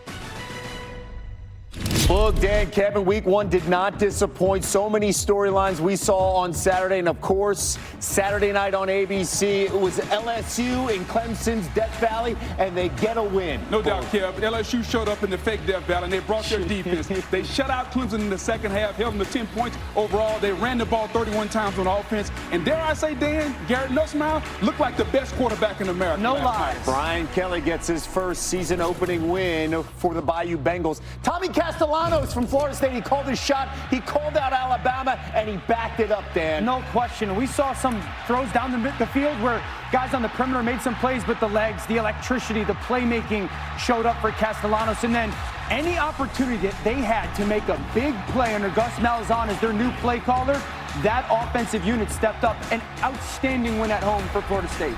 Mike Norvell, congrats to him. So many questions now for Alabama and Kalen DeBoer. Some questions here for Arch Manning after we saw his debut on the road against the defending champs, that is Ohio State. Matt Patricia looked fantastic as the new DC. It's one thing to be confused by Matt Patricia. It's another thing for Arch Manning to be inaccurate, Kev. That's the most surprising thing, Dan. Arch really wasn't accurate. You expect a quarterback like that to have some fundamentals. He missed a lot of chippies. I think a lot of that inaccuracy was because of Matt Patricia. Arch Manning looked that way because of the constant picture change. Patricia would show one thing pre-snap out of that Ohio State defense and change it. 3 different examples. The first third down, a first down in the second quarter, last play of the game. So as a quarterback, Arch gets the line of scrimmage and he sees 1, 2, 3, 4, 5 guys, and then really 3 deep defenders. And you anticipate maybe a 3 deep coverage, okay? Ball's going to get snapped pre-snap. This is the first third down of the game, and I want everyone to pay attention to bottom of the screen.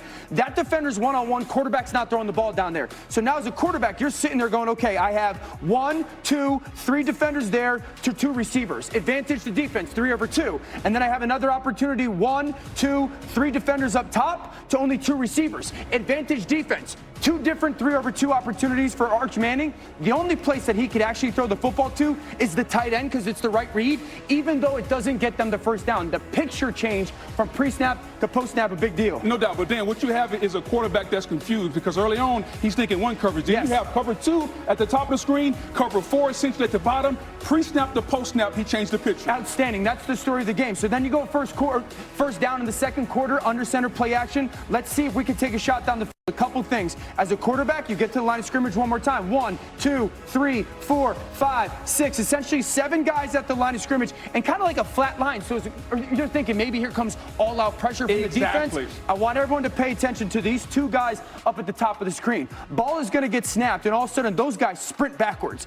He goes to the middle of the field. So as a quarterback, you're going, wait, there's now a guy going to deep middle of the field, and he's going to bluff and drop off. Once again, you're going to get a ton of coverage, 3 over 2. You have 3 defenders up top, 1, 2, 3 defenders, 2 defenders versus 1, and then you have another 2 guys there versus 1. That's advantage defense. 2 over 1, 2 over 1. The picture change. Arch is going, where is everybody? Where is everybody? Hold the ball, nowhere to throw the football. But let's not forget why that's important. You got a young quarterback making his first start on the road. I'm going to show pressure. I'm going to show all-out pressure because I know he's young, on the road, doesn't want to make a mistake, and you just want to change the picture at him at the line of scrimmage. And that's why he's thinking and often holding the football too long. And then you get to the last play of the game, and it's this. You're going to get a 3-man rush and then a spy from that defender. Really good job by Matt Patricia fooling essentially everybody on that offense, and you're going to get a mesh concept of here and here. Now, what Ohio State does is they pass it off. You're going to see this defender drive that way and that defender drive that way. There's nowhere for Arch Manning to throw the football. The offensive tackle gets fooled,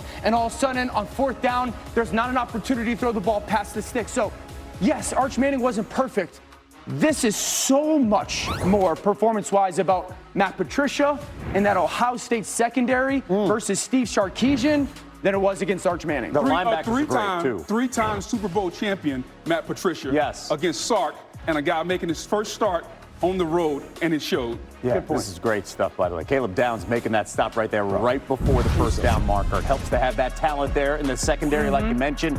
All right, we're going to focus on a game that we saw earlier today and a guy moving up the Heisman conversation, Lenore Sellers. That's ahead. This halftime report is presented by Starbucks. The best game days start with the coffee you love.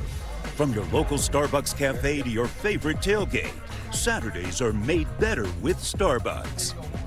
You legend, Devin Hester, Hall of Famer, serving things up, and of course with the autographs. No doubt, nothing wrong with Barista right there. Greatest returner of all time? Yes, the greatest returner of all time. Hey, College Game Day Week 2, after a phenomenal send-off for Coach Corso in Columbus, we're going to Norman. John Mateer in Oklahoma hosting Bryce Underwood in Michigan next week. Oh, Sir Big Sir, we're ready to go. That is South Carolina earlier today, taking on Virginia Tech. Lenore Sellers, so special. Why do scouts like this young man, Dan? Because he's Big Ben, but fast. 6'3", 235 pounds, a tremendous athlete, but the ability that he has shown to throw the ball downfield is grown. He's one of the best quarterbacks in football. You're big on him and Nick Harbor right there, right? No doubt. Harbor, so much untapped potential, Kev. It's unreal. The offensive line has got to play better, though. Shane Beamer, his squad getting a win against a program that his dad built. Speaking about a program been building right now,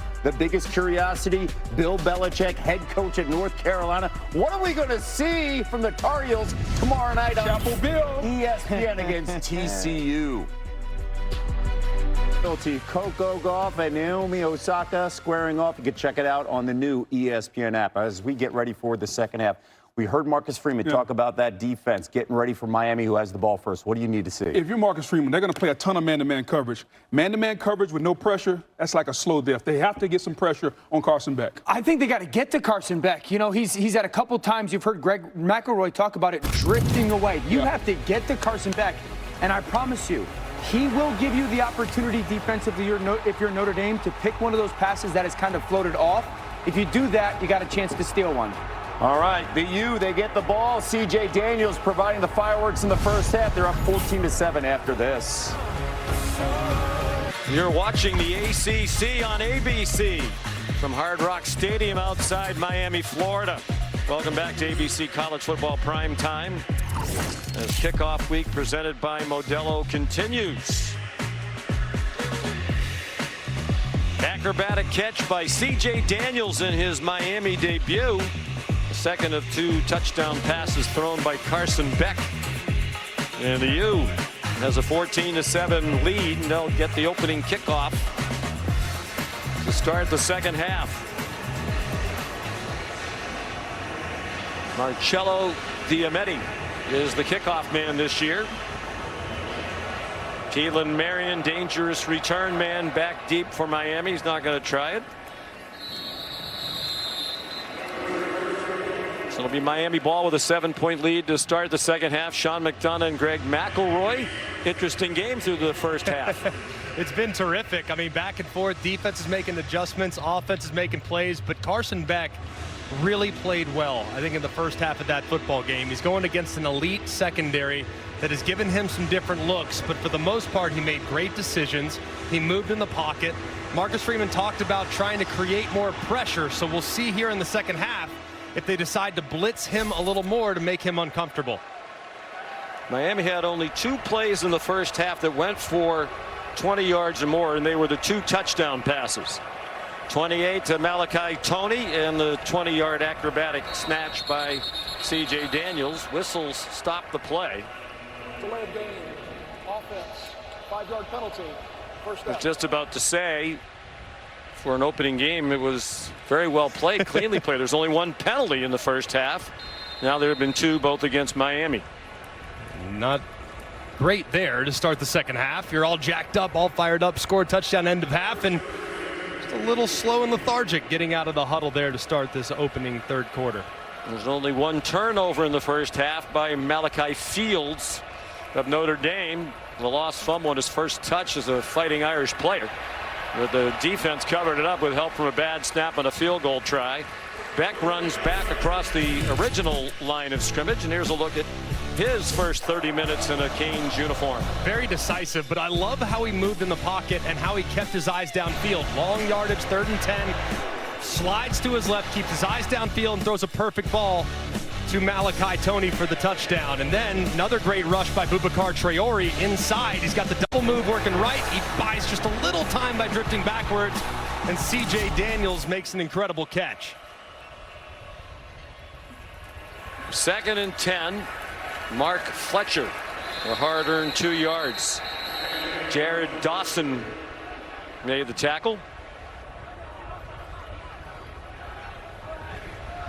Now, obvious passing situation. Marcus Freeman talked in the first half about how do we make Carson Beck more uncomfortable? Well, you can do that by blitzing, and Carson is great with his protections and making sure he redirects where it needs to go.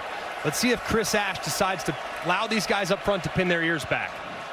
Well, there's a difference. We chatted with Carson Beck the other day, said at Georgia he was not allowed to do much of the line of scrimmage, maybe check out a 1 run to a different run, but he has much more flexibility here, and he's done it very well. He's on target for another first down. Elijah Lofton, the tight end, he was a backup last year and had 9 catches, has a grab here for 15 yards and a first down. And look at the eyes. What does that tell you? Zone coverage. What does Carson Beck do a great job of? Diagnosing it and making a great throw. When the eyes are on the wide receivers, you know it's man, but when they're on the quarterback, you got zone. He throws a perfect ball to his tight end for the conversion. Beck 7 for his last 7. Dating back to the end of the first half. 2 years ago, when he had the big year at Georgia, he completed more than 72% of his passes, the Bulldogs' single season record. That dropped off by 8% last year. That's 8 in a row. Mark Fletcher swung out of bounds by Kingston Viliamu Asa, but it's 8 more for Miami. Miami trying to take a shot downfield. Notre Dame does a great job of covering up those big plays, potential downfield. He checks it down. Now you got 2nd and short, and your offensive coordinator has his entire playbook available to him. And that's Shannon Dawson in his 3rd year here in Miami. He and Carson Beck hit it off immediately. Fletcher busts through a hole. First down inside the 40. 11 yards on the run for Mark Fletcher, who was their 2nd leading rusher last year behind Damian Martinez. And you have motion going back the other direction, which creates some misdirection. Pretty good job there by number 1, JoJo Trader, getting up inside, kind of acting as a fullback and delivering a good block on Schuler. Here comes Fletcher again, powering close to another first down. 9 more on the run for the junior from Fort Lauderdale. A nice blend of run and pass here, dialed up by Shannon Dawson. He said he and Beck hit it off immediately. Carson Beck said he just appreciates Dawson's personality. Shannon is a pretty chill guy, and they've just meshed. You can just tell Carson is playing so comfortable and is happy in this offense. I'd be looking to take a shot on 2nd and short.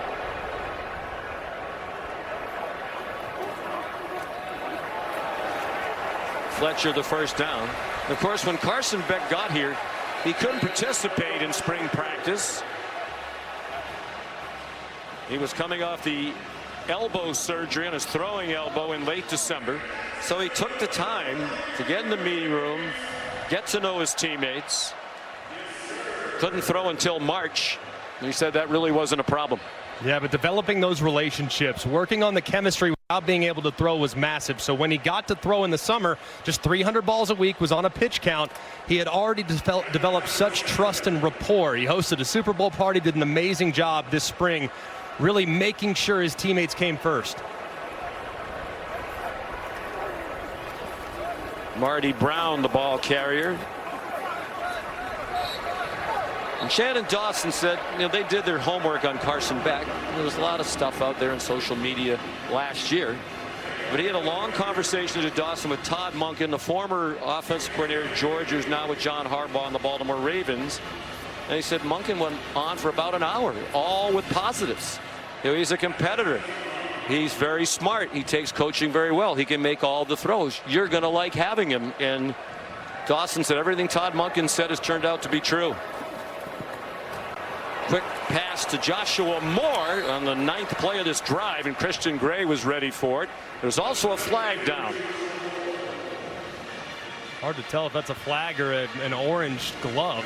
I think that's what it is. It looks like a flag at the 27-yard line. Here's a big 3rd down opportunity for Notre Dame.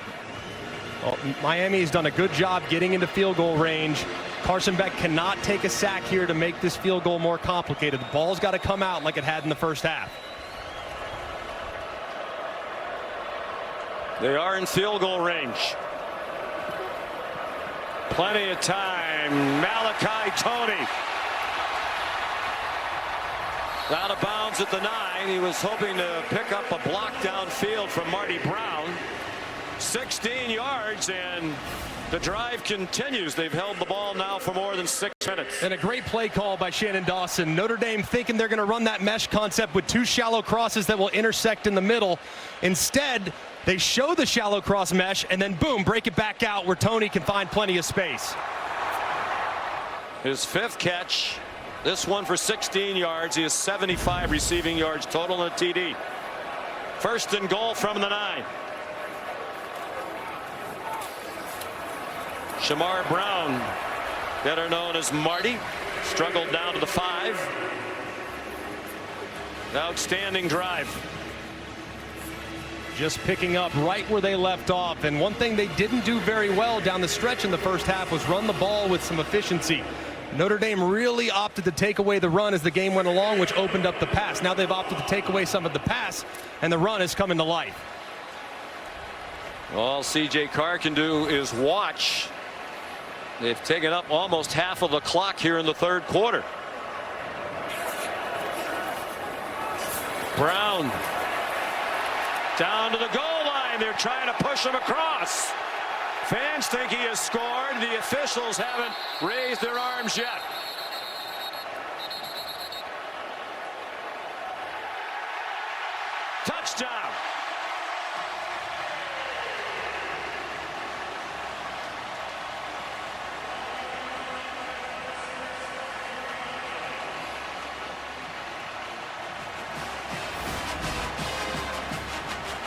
So hard to tell in the scrum whether or not that ball does cross the plane. The fact that it was called a touchdown on the field is massive. And big Francis Maui Noah and Nez Cooper pushing all the way through to find pay dirt. Just a physically imposing, challenge-making drive for the Miami Hurricanes. So we got more than half the quarter. 7 minutes and 37 seconds. 75 yards in 12 plays, and Marty Brown, another newcomer from North Dakota State, where he's had 15 touchdowns as a freshman last year. Has his first for Miami. The replay booth taking a look at it. Bill Scott is the replay official. So that's the first rushing touchdown of this game if it stands, and we anticipate it will. And it has. Carter Davis makes it 21-7. And the onus on C.J. Carr and the Irish offense to respond when they finally get their chance here in the third quarter. A lot of newcomers shining tonight for Miami. From Hard Rock Stadium outside Miami, where the Miami Hurricanes have won all 17 home openers since they moved to this facility, and Carson Beck leading C.J. Carr and Notre Dame 21-7 after a very impressive drive to start the second half on the heels of a similar drive to end the first half. Carter Davis a touchback. C.J. Carr on the field for the first time in this half. The highlight of the first half in his first career start. This touchdown pass. Yeah, just a great job of extending the play, buying time. Defense, the backfield falls asleep, and he throws a perfect touchdown. But that was really the last meaningful snap that C.J. Carr has played in the 7-7 at the time when he delivered that throw. Now in a 14-point deficit, put some pressure on the young quarterback. 8 for 12. They started the game with 4 straight short passes. Meanwhile, the man many consider to be the best running back in the country, Jeremiah Love, has just 4 carries. And they faked it to him again, and the pass errant in the direction of Eli Reardon. Well, Sean, quarterback C.J. Carr with a lot of short passes in the first half. Marcus Freeman told me they'll let him open it up a bit, throw the ball downfield, emphasizing the priority, loosening things up for the run game. He emphasized we have to run the ball better. We have to get the ball into Jeremiah Love's hands. He is our best playmaker. We need a long, explosive run from him. Preseason first-team All-American. They send him out of the pass pattern. That pass is batted down.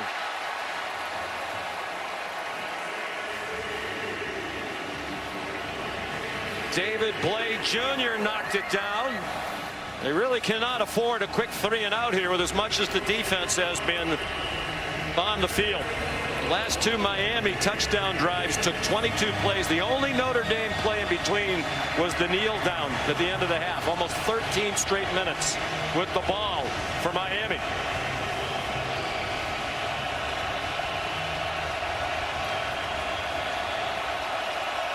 Crowd on their feet. They love the play of this revamped Miami defense. They tried to set up a middle tight end screen, and that was incomplete. Intended for Eli Reardon, the tight end. Just a nightmare start for the Irish in the second half. To see their defense get physically pushed at the point of attack all the way down, giving up a couple third down conversions through the air, and then their offense going 3 and out with 2 very inaccurate passes. They got to settle down on the sideline. 4th punt from James Rendell. Drives Malachi Toney back. And he's out of bounds at the 30. Perhaps the best news of all tonight. Corey Heatherman's defense, if you're a Miami fan. We're back in Miami. The Hurricanes with the ball trying to score a touchdown for the 3rd straight drive. Here's the penalty. right there on the right side of the screen. The transfer from Louisiana Tech, David Blay, kind of hits the defender for Notre Dame. Bad call. I didn't think there was enough there to warrant a 15-yard penalty. Let's bring in Matt Austin. Matt, do you agree? Yeah, Sean, I do agree with Greg. I just don't think that rises to the level of a personal foul or unnecessary roughness. It was a little bit of a push. Looked like they were tied up before. If there's some stuff going on before that you want to tighten the game up a little bit, I understand it, but this game's been really clean. So instead of starting from the 30, they begin at the 15. They stick with Marty Brown, who just scored the last touchdown. Breaks free from some tacklers, then gets slammed down on the far sideline by Donovan Heinisch. One of the new Notre Dame captains, as was his brother Kurt a few years ago when he was a D lineman for Notre Dame. At some point, Notre Dame's going to have to find some answers along that defensive line. Marcus Freeman's group was worried about affecting the quarterback, and they've abandoned stopping the run. They have got to solidify up front. Thick pass to C.J. Daniels. He got stood up just short of the line to gain. 3-yard gain. It'll be third down, less than a yard. This is a big down for Chris Ash's defense. They've struggled so far in the second half at the point of attack. You know exactly what's coming right here. It's going to be a running back dive favoring the right side of the offensive line behind Cece Maui Noah and Inez Cooper, the right tackle and right guard respectively.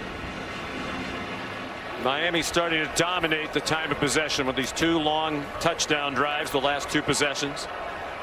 10 yards, 10 plays rather, in 12 plays. The last 2 Miami drives. Brown slips on third down and about a foot.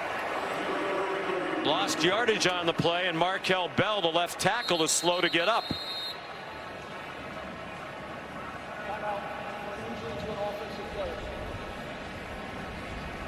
That was enormous for Notre Dame. Really did a great job on the right side of that defensive line. They knew where it was going. That ball's going to the right-hand side behind the All-Americans. They stop it immediately. And Brown tries to get back to the left, where he rolls up over the left leg of his left tackle. Just a huge stand for the Irish.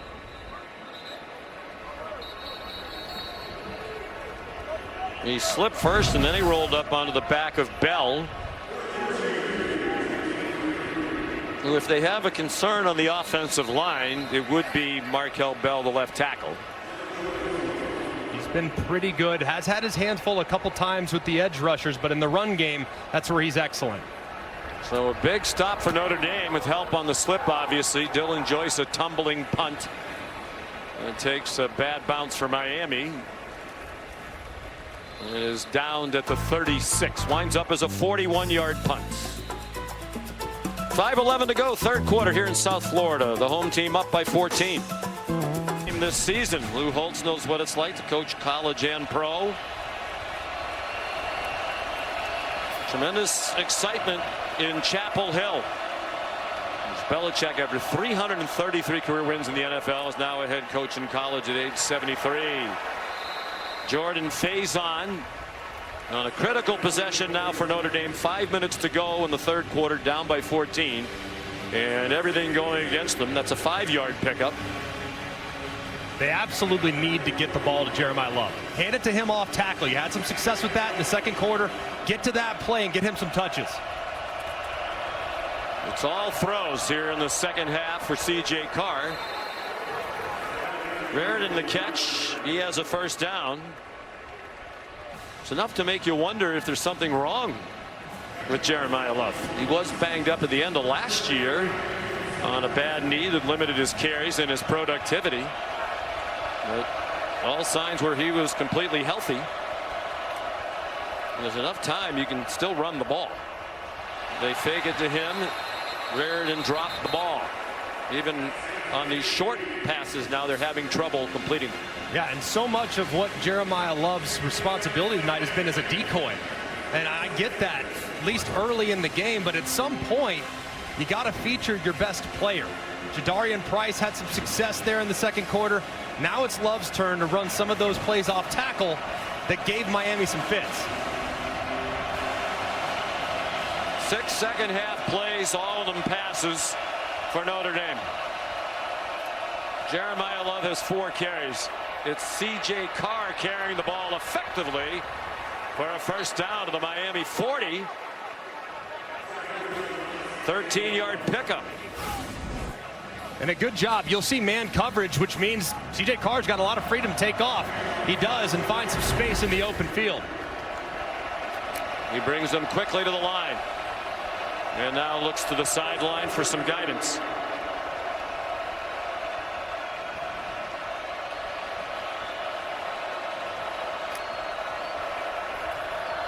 Given a pocket, hand fighting, and what a catch!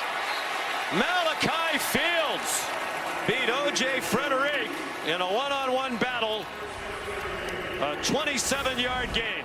And what a catch by Fields, just extending those fingertips, and he's a guy that has to get going. Had a fumble early, has been quiet since. You got to get him involved. Ruling on the field of a completed pass is under further review. We talk about how Marcus Freeman believes this is the best receiving group he's had in his 4 years as head coach. One of the big reasons why is Malachi Fields over from the University of Virginia. We're at 800 yards plus receiving each of the last 2 years. I think that's a catch. Yeah, I think that's going to be upheld. That ball never moves an inch. Shows the strength of Fields on display, and part of the reason why he's now playing for the Irish because of how much pain he inflicted on them last year. Had 4 catches for 81 yards and had some acrobatic plays like that scattered throughout his season. He's a big target, 6'4", 222 from Charlottesville, Virginia. 55 catches for the Cavaliers last year. And 58 the year before that. One of the best receivers in the ACC.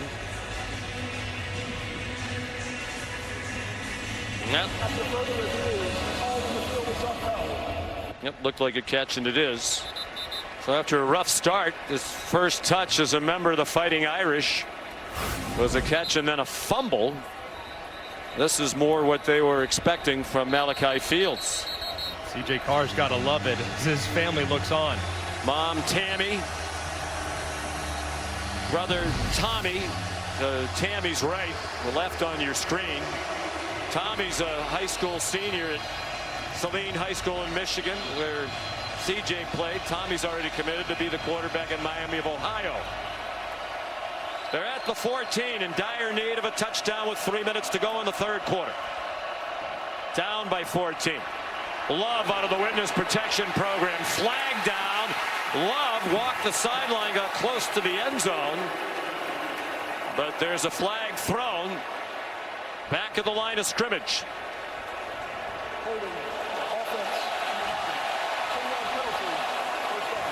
Huge first penalty of the night assessed to Notre Dame.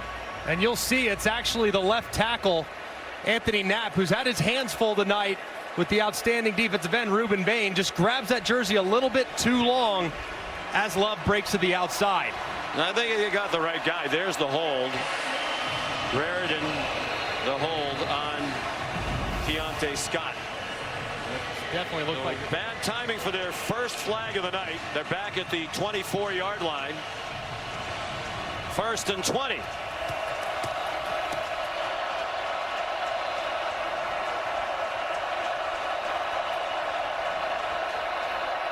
Carr just did get it off a little bit too far out in front of Will Pauling, and now a flag after the play.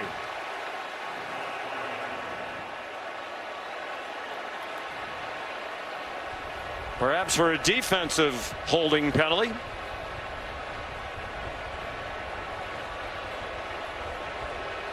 Pass interference. Defense number 7. Zechariah Poyser, one of those transfers in the secondaries from Jacksonville State. And he's locked on one-on-one as they try to break to the outside. And he just wraps him up. It's pretty close collision, but doesn't allow Pauling to get to the out and try to make a play. Marcus Freeman hauling for the flag, and he got it from the nearest official on his sideline. So a key penalty against Eastside, and now it's first down and 10, under 2.5 to go in the third quarter. Miami 21-7. Jeremiah Love turned the corner and got 2. Ran into Reuben Bain Jr.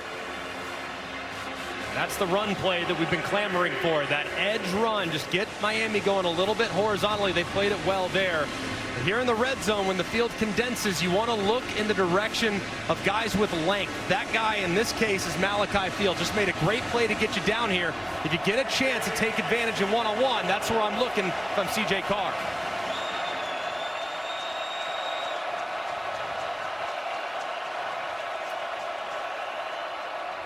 Love up and over and down at the 8-yard line. Made a habit of leaping defenders last year. 3-yard pickup there. Here comes a critical third down. Down here, third and medium. Could see quite a bit. I would move the pocket. If I'm Mike Denbrock, the offensive coordinator, I would try to create a little bit of a rub. I'd burst someone out in the flat. I would roll C.J. Carr to his right to simplify the read. Officials have stopped the play for a moment. It looked like there's a problem with the chains on the far side of the field. Third down and 5. Notre Dame is 3 out of 7 on third down. Adam Savoie still trying to figure it out.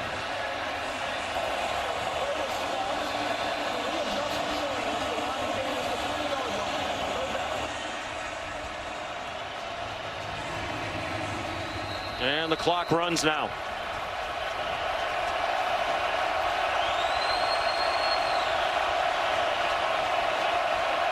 Love is the running back on the left hip of C.J. Carr. Love, a lead blocker for C.J. Carr. He got blasted short of the goal line, but he got the first down. Who said he's not a runner? That looked a lot like Riley Leonard. Same plays they ran with such great success in the red zone in short yardage situations last year. Yeah, it's been about quarterback run game even tonight. In the absence of Riley Leonard's athleticism, quarterback runs been their friend when they've gotten inside the 5. Carr's now rushed 5 times for 23 yards with a long of 13. Jeremiah Love lowers his head. Did not get to the goal line. Stacked up just short of it. And now a flag thrown. Did they drive him back for too long?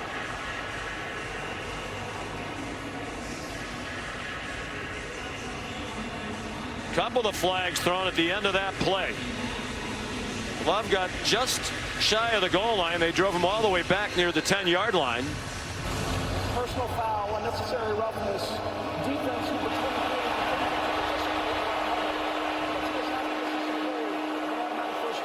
Dylan Day lost his helmet.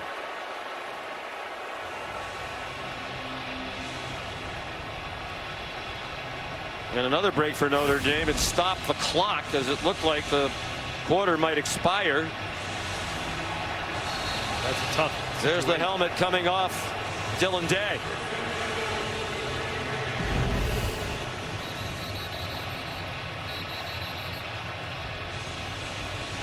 Now the clock. Set the game clock to 26 seconds, the play clock to 25 seconds, and start both clocks on my signal. Issues with the chains, issues with the clock. Marcus Freeman's team helped by a couple of defensive penalties here against Miami. First and goal from inside the 1. Love stopped short of the goal line on what's going to be the last play of the quarter. Jacoby Thomas, known for being a good run defender. He's a secondary player who likes to be around the line of scrimmage. And he was there to stop Love, who lost his helmet at the end of the play. End of 3, 21-7 Miami, but Notre Dame's at the goal line. Second and goal when we come back.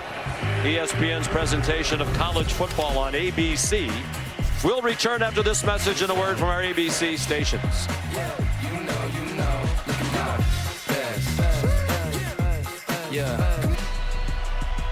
From Hard Rock Stadium, Notre Dame trying to get within a touchdown. 2nd and goal at the 1. Aeneas Williams is the running back. He collides with Carr, and they still score a touchdown.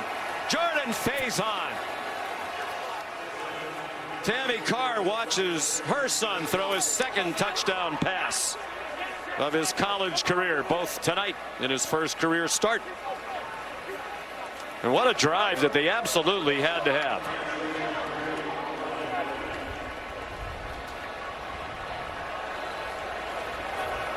There's Noah Burnett, a transfer from North Carolina. They try to make it a 7-point game with almost the entire 4th quarter still to play.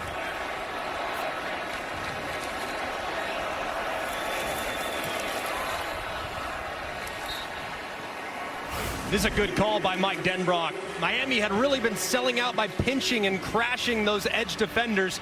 So what do? They try to move the quarterback. We were asking for the quarterback moving to his right. They do so with a little loop pass. Not great execution in the backfield as far as the relationship between the running back and the quarterback. They collide, but it doesn't matter. Carr delivers a strike to make this thing very interesting in the 4th quarter. Still scoring. Tammy Carr and son Tommy. She's an incredible woman. They lost the Carr family. CJ's younger brother Chad when he was 5 years old. CJ was 10 to pediatric brain cancer. And the Carr family has started the Chad Tough Foundation to help in the fight against pediatric brain cancer, and they've raised millions of dollars. They had a gala in the Ann Arbor area in May that raised $1.8 million.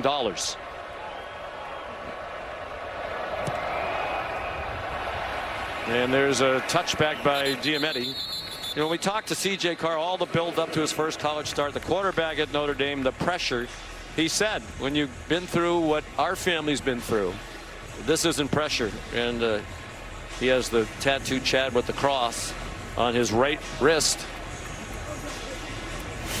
Everyone in the family, uncles and aunts, all with a very similar tattoo, just continuing to honor Chad's memory and doing an amazing job in raising tons of money to bring awareness to pediatric brain cancer. And with Tammy the driving force.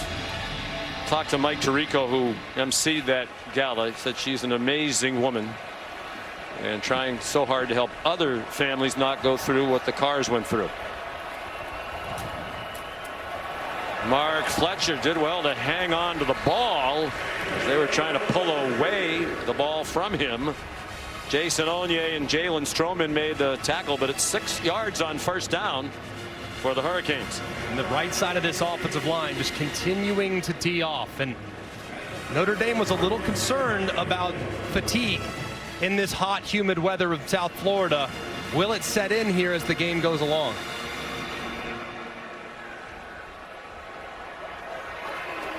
Beck 11 for his last 11.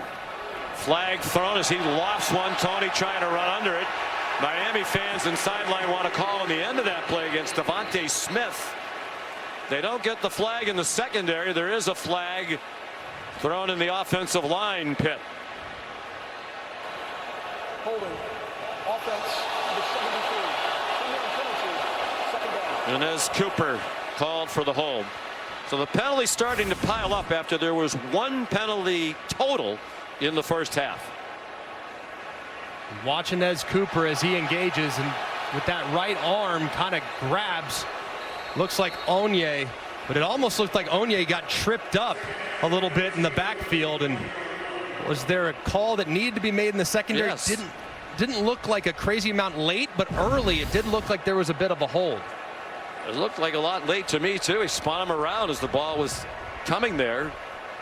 Well, Miami fans starting to get a little agitated. All of a sudden they've been called for 6 penalties. Notre Dame 1. The dump off to Malachi Toney, and he's down at the 28.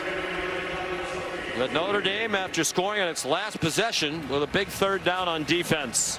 3rd down and 7. Shannon Dawson has gone to the well multiple times looking in the direction of Malachi Toney on a little bit of an in route misdirection all the way back out. That's to beat man coverage. Will they try to go back to the well again and hit that return route for the young, talented freshman.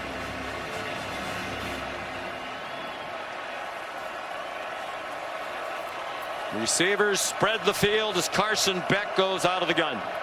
19 out of 26 for 196 and 2 touchdowns.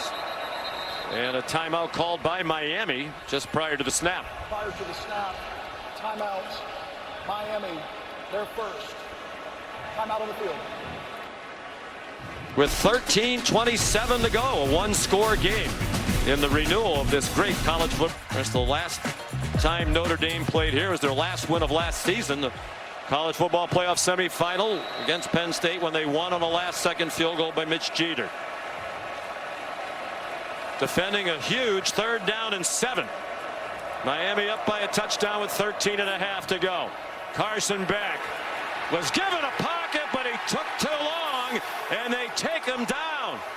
Boubacar Traore, who's been a big factor tonight for the Notre Dame defense. The first sack of the game for either team. Timeout for an injury to a defensive player. And that's really demoralizing, too, because this is just a 3-man rush. 3-man rush working really against 5 offensive linemen, and to get a sack is really, really hard to stomach when you're a quarterback. That's when your protection should be at its best. And yet, still, Boubacar Traore able to drag down Carson Beck for a big stop. Well, he had some time, and he just ran out of time. They think Traore's going to be a star. Dylan Joyce the punt. Fair catch made. Jordan Faison. 44-yard punt. Well, Notre Dame was on the ropes, down 21-7, doing very little on offense prior to their last drive, and then C.J. Carr took them down the field. In the process, they really woke up Malachi Fields, who is going to potentially be a matchup nightmare down the stretch. He's now starting to gain some confidence, so keep an eye on Zero throughout this drive, who had a big play on the last possession. Interesting, too, no catches for Jaden Greathouse, who was the star in their last 2 games of last season. 100 yards receiving plus on 13 catches total against Penn State and Ohio State. Jeremiah Love broke free from a tackle, got 8. Here's Molly McGrath. Well, Greg mentioned Notre Dame withstanding this heat. Their offensive line is getting gassed. Left tackle Anthony Knapp had an ice pack on his neck, a cold towel on his head. He was eating a popsicle, doing everything he can to cool off. And their O-line coach, Joe Rudolph, imploring his group to keep their energy up, continuing to emphasize the importance of establishing the run to win this game. But they're struggling right now on the sidelines.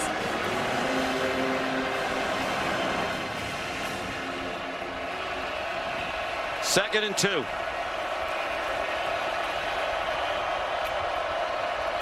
The fake to Love. They throw it out wide. Batted around and intercepted. Ruben Bain Jr., the defensive end, wound up with it.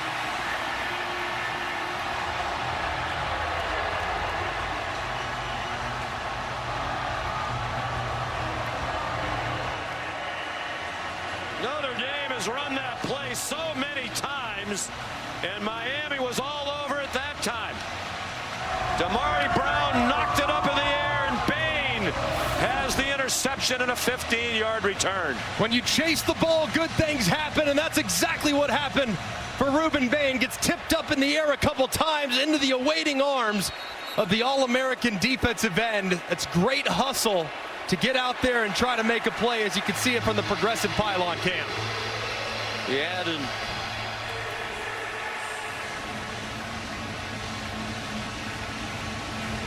couple of big plays tonight. And that is the second turnover, both committed by Notre Dame. Let's see if Miami goes for the jugular here and tries to take a shot on sudden change.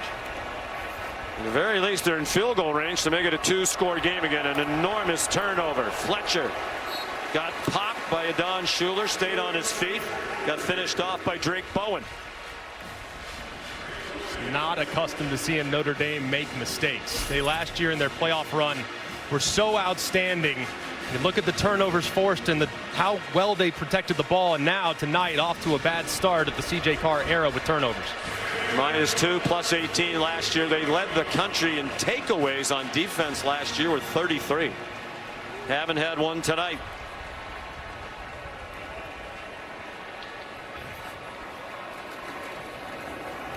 Fletcher again. Stopped a couple of yards short of the first down. Here's another big third down. And the clock will go under 11 minutes to go. This, I think, for Miami is so big. Carson Beck has been great tonight, making decisions, finding open space. And the guy that's been the most effective on third down has been Malachi Toney. You have to find an opportunity to create some space for their young speedster against what might be man coverage from Chris Ash and Marcus Freeman.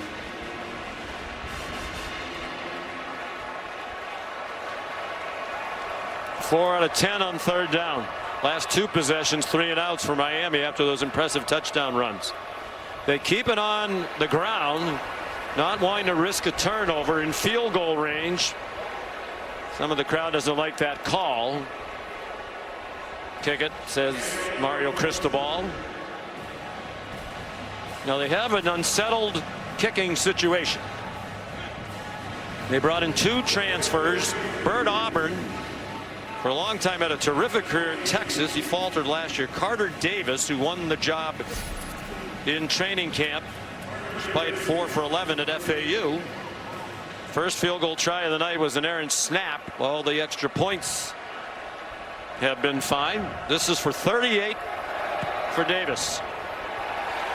And good. Well, his first field goal as a Miami Hurricane. He's from right down the street in Fort Lauderdale.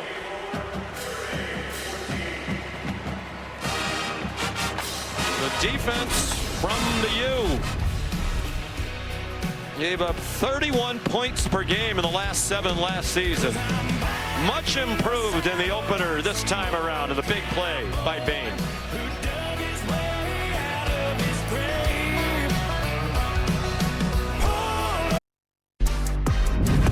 ABC College Football Primetime is presented by Modelo, the mark of a fighter.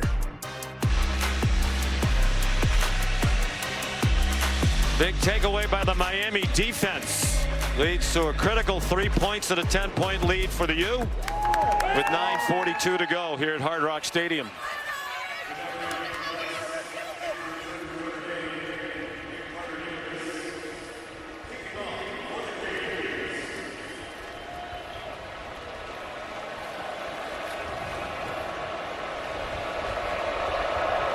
Here's Carter Davis, who just kicked the field goal. Blasts the touchback over the head of Jadarian Price. So I was going to ask you, does this take, now being down by 2 scores with under 10 minutes to go, does it take Jeremiah Love out of the game? But he really hasn't been much of a factor in the game. No, he hasn't, but he's still a guy that you can incorporate via the pass game. You don't have to abandon the run right now by any stretch. You got to get some points, you got to get some drives, but we're not yet at a point where you got to get into a 2-minute operation. So he could still very much be a factor, but the urgency needs to lift up just a little bit with how Miami's controlled the line of scrimmage with their offensive line running the football.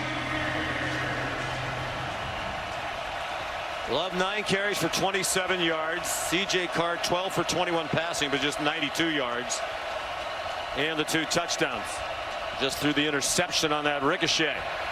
Checks it down to Love, who takes off up the sideline. He took a hard hit as he went out of bounds at the 32-yard line. Malik Bryant hit him up high. They're going to mark him out back at the 30 for a gain of 5.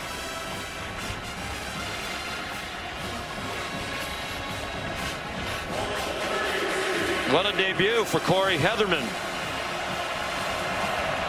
Now to Fitchburg State in Massachusetts, where he was a prolific quarterback back in his playing days. In the flat, Love, run after the catch, picks up the first down by 2. And the clock goes under 9 minutes to go. And they might have found something there with Love in the passing attack. Now it's 2 consecutive completions, 1 on check down, 1 on designed route. Now he's split out wide at wide receiver. Can still look in his direction.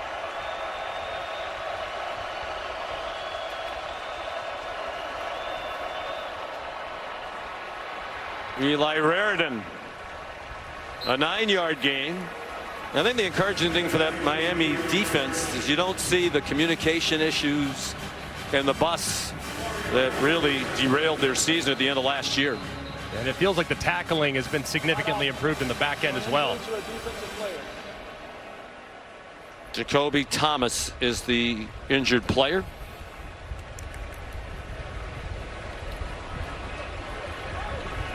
We'll take a timeout. 8:27 to go. Miami leading Notre Dame by 10.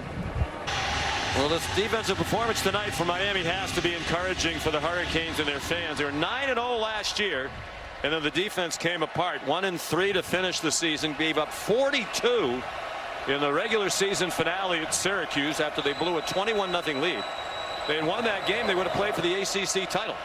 Something they still have not won in 21 years in the league, and they probably would have been in the CFB, almost certainly. So the defense much better tonight, as we say that wide open Malachi Fields, and swung out of bounds near the 35-yard line by Xavier Lucas.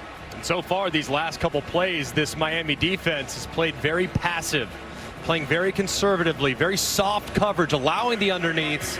But at some point, they need to get up and challenge these wide receivers and continue to disrupt the rhythm like they did early in the game. 20-yard gain. They're at the 34 with under 8 minutes to go. C.J. Carr down by 10. He's thrown for 133 now in his starting debut. Pulls it down. And he takes a heavy hit from Mohamed Touré and did well to hang on to the ball. Massive collision by Touré. Just puts that right shoulder right into the side of C.J. Carr, right in the rib section. Man, that is big collision by Touré. Well, they call him Mo the Menace, and that was a menacing blow. One of the things Mario Cristobal said he brings coming over from Rutgers is physicality and a good tackler, and he showed both there. Jeremiah Love, the running back, gets the call on 2nd and 3 and has the first down to the 21-yard line. Akeem Mesidor made the stop, a pickup of 6 for Love. Now, as the field starts to condense, you can anticipate that coverage from Miami getting much, much tighter. There's no reason to defend anything over the top. It can't get behind you on just 30 yards. So it's going to be important for Notre Dame to try to run the football in this part of the field. We just did get David Blay on. Mario Cristobal ran down as if he was going to call a timeout, then realized they would be able to substitute without too many men on the field. Carr, look out. Throws it nowhere. Ahmad Moten Sr. was coming after him. Crowd wants a grounding call, and the officials are talking about it. And here comes the flag. It was Moten from whom he ran away on that touchdown in the first half. Number 13. Ball be placed in the spot of foul. Loss of down. 2nd down. Well, that time Moten able to cause the penalty with his penetration. Right around the right guard, Lambert forces Carr out to his left, and he's trying to just get rid of it, but it has to go beyond the line of scrimmage or in the direction of an intended target. It was neither, and a good call by the official to throw the intentional grounding.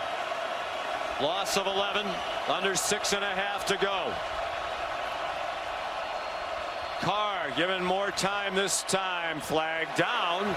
He threw it over the head of Jaden Greathouse. Targeted just for the 3rd time tonight and does not have a catch. They thought he'd carry the momentum at the end of last season into this year. 1 penalty assessed in the first half. It was against Miami, and now it's become a flag fest. It's like it was someone up front, Notre Dame, and kind of pulled himself back. It looked like it was the left guard, Billy Schrouth. After discussion, there is no foul for offensive holding. The judge the play is 3rd down. They are in field goal range. If it's still 3rd and a mile, you would think on 4th down they would try to kick the field goal and get it back to a 1-score game. Big teachable moment here for a young quarterback, though. Absolutely have to get rid of the football. You cannot take a sack. But I would anticipate from Miami just a 3-man rush to try to play defend defense. Love the running back. Eli Raridan, the motion man, and he resets. Pressure immediately. It's a screen. Good call. Jeremiah Love up and over And down at the 20, still about 10 yards short of the first down. But he is going to make it a more manageable field goal for Noah Burnett in his first attempt for Notre Dame after a solid career at North Carolina, where he made 49 out of 62 field goals, including 19 out of 22 years ago when he was all ACC. And this is a 39-yarder.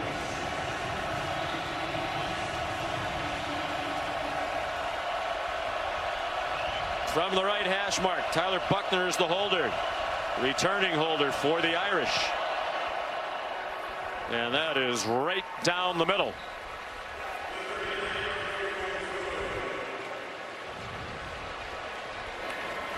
And it's a one-score game with 5:32 to go.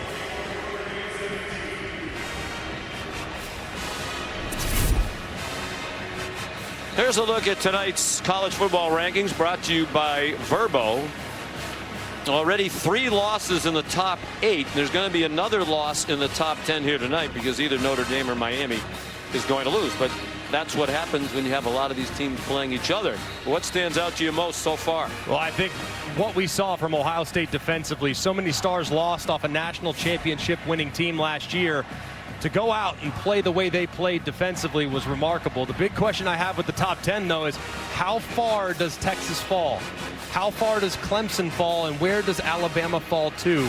Because there's not been a ton of great wins, with the exception of the aforementioned victors, but be curious to see how they shake it up this year. Well, regardless of what happens here tonight, it'll be the 6th time in the AP poll era that 4 top 10 teams have lost their season opener, and the first since 1989. Nice return by Keelan Marion.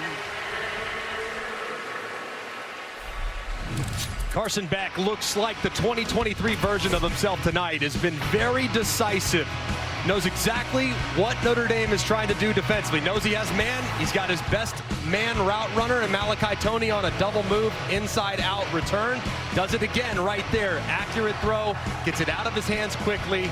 And he's done a great job, too, of buying time. The pressure hasn't gotten home often, but when it has, he's had an answer for it. He slides to his left, buys a little time, floats it right over the top for Toney, who's awaiting for the touchdown. And then a little bit later in the game, he throws a little bit of a prayer up and over the top where C.J. Daniels reels it in. He looks fantastic in his first game for the Canes. 19 for 26 for 196, 2 touchdowns. Hasn't thrown an interception. Mark Fletcher, the ball carrier, for a pickup of 2.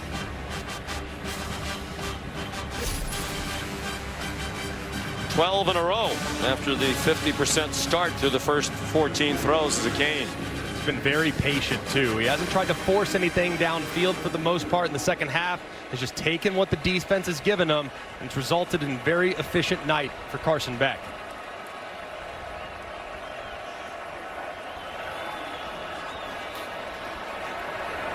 His throw is off target.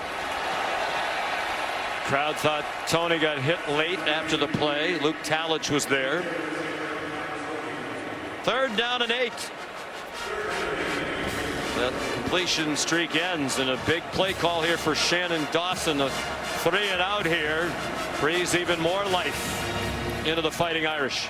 And you would anticipate Miami going back to what they did very early in the game. Utilize a bunch formation where receivers are close together. You kind of have that here at the bottom of the screen. They'll get some extra protection from the overhangs. And can they create some separation down at the bottom? They brought Drake Bowen up the middle. Beck was wrapped up, got it off, pushing and shoving. And no flag. Leonard Moore and Malachi Toney collided. It looks like they each gave each other a shove as the ball was arriving, and no argument from Mario Cristobal. So another 3 and out for Miami. And pretty good rush this time around the right-hand side. And Carson Beck does a pretty good job of stepping up and avoiding the tackler. Kind of throws up a prayer, and Toney almost runs out underneath it. They clearly have made the adjustment, though. They say Toney is not going to beat us on 3rd down anymore. We're going to put the best cover guy in the country on him. And Leonard Moore had the answers, but he was asking for OPI, a DPI, you name it. The defense rising up. That's 4 straight possessions for Miami without a first down. They didn't go 3 straight possessions without a first down last year when they led the nation in offense. 42-yard punt by Dylan Joyce, and Notre Dame with the ball at its own 25-yard line with a chance to go 75 yards and tie it. All 3 timeouts with 4:35 to go. And this is where C.J. Carr's maturity will come to the forefront. The coaches praised his competitive spirit, but they also said he had a very calm demeanor for a young guy. And now with the chance to go down and tie it, that calm can be on display. He has an excellent offensive coordinator in Mike Denbrock. And a steady hand.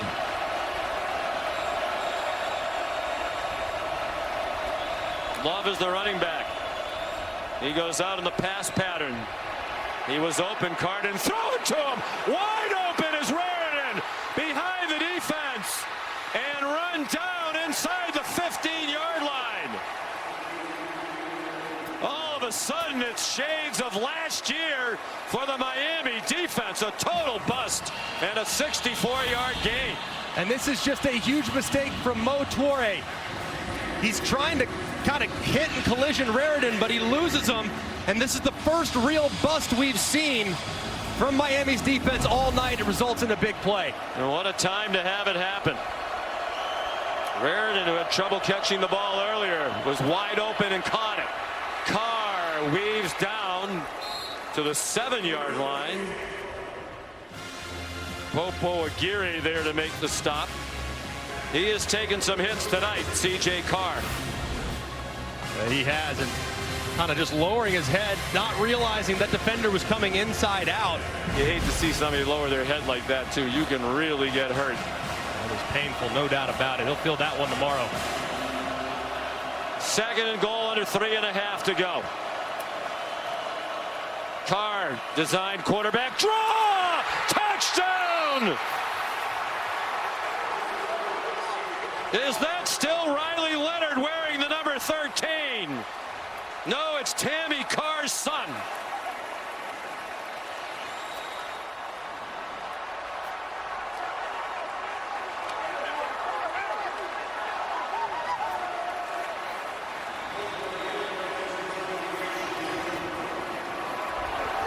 They said he was poised, he was a gamer, the situations wouldn't be too big for him, and all of that has proven to be true. What a debut for C.J. Carr. Now they need the extra point to tie it. And Burnett delivers. Miami offense has gone silent, and the Notre Dame offense has come to life. Well, running the football is a game of numbers. Well, you have 7 guys in formation for the Notre Dame Fighting Irish. There's only 5 Miami Hurricanes in there. So you know you have a very favorable look to try to run the quarterback. They do so with the quarterback draw. It's a nice block by Lambert, the right guard, and a nice cut by Carr, breaking right behind him and finding pay dirt for the game-tying score.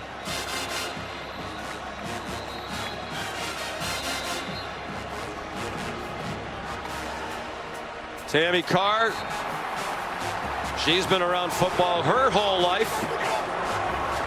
She said her dad, Tom Curtis, was a great All-American safety at Michigan. He's in the College Football Hall of Fame. In fact, CJ stands for Curtis Jason Carr. Jason is his dad. What a debut. Been dreaming about this day his whole life. He's thrown 2 touchdown passes, and now he's run for 1. With help from the breakdown of the Miami defense. They're so solid all night long in that regard.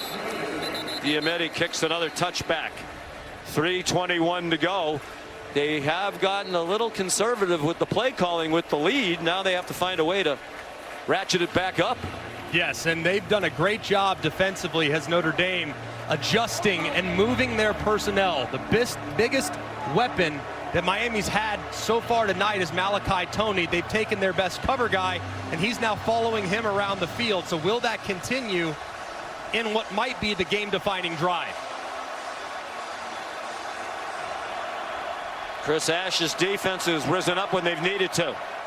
No first downs the last 4 possessions for Miami. They did kick a field goal off the interception by Bain that gave them the short field. Beck a short throw. And breaking a couple of tackles with C.J. Daniels to get 9 on first down. As a quarterback, you know this situation inside and out. You have 2 timeouts at your disposal. You save 1 for the kicker. You need to continue to be methodical. Don't take a negative play. Quarterback with a high IQ. First down run by Marty Brown. Carson Beck benefited from being coached by Todd Monken at the University of Georgia, and Mike Bobo, well schooled in these situations, and both of those coaches and the coaches here just rave about his high football IQ. Yeah, it's a great understanding of defense, and so far these first couple drives, first couple plays of this drive, we've seen zone defense implemented by Notre Dame. Under 2.5 to go. Back deep ball. They tackle the receiver, and there's a flag thrown on Christian Gray. On Keelan Marion. And so often in critical situations, Christian Gray is involved. Good and bad. Had the big interception against USC last year. Another here against Penn State. And he's beat right there, and the ball looked like it was well thrown. If Christian Gray doesn't go down to the ground and try to tackle Marion, that might be out the gate. So it's really a bad penalty. Sure, they're all bad, but not the worst penalty because you might have saved the touchdown. He did get asked a lot of questions about when Jeremiah Smith got behind him for a huge play late in the national championship game. When you have Leonard Moore on the other side and Benjamin Morrison last year, they're going to come in your direction. And the coaches appreciate Christian Gray. Yeah, the interception of Drew Aller in the final 35 seconds last year to set up that game-winning field goal. They're getting closer to field goal range of the Canes. Back, batted down by Christian Gray. Intended for Joshua Moore. Exactly what we're talking about. When he wobbles, he usually responds. Excellent coverage, and this crowd wanted a penalty with that right arm draped behind the back of the intended receiver, but man, that's really sticky and be hard to make that call with it being so bang bang with tight coverage.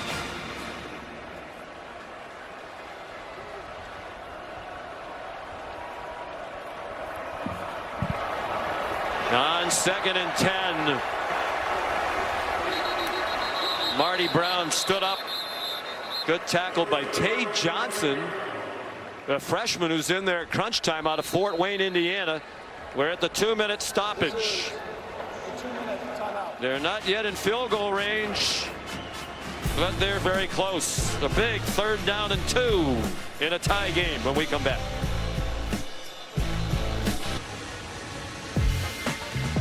Two quarterbacks making their first career starts for the respective teams, C.J. Carr and Carson Beck, and both have had plenty to smile about. Looked like Miami might pull away. They led 21-7 and were dominating. But the offense has been stagnant. Now they're at the 39-yard line of Notre Dame with 2 minutes to go on a 3rd down and 2. You'd assume a run right behind the right side of the offensive line on 3rd and short. Marty Brown. That is going to be close. The play stays alive, and he's going to get the first down with the extra push.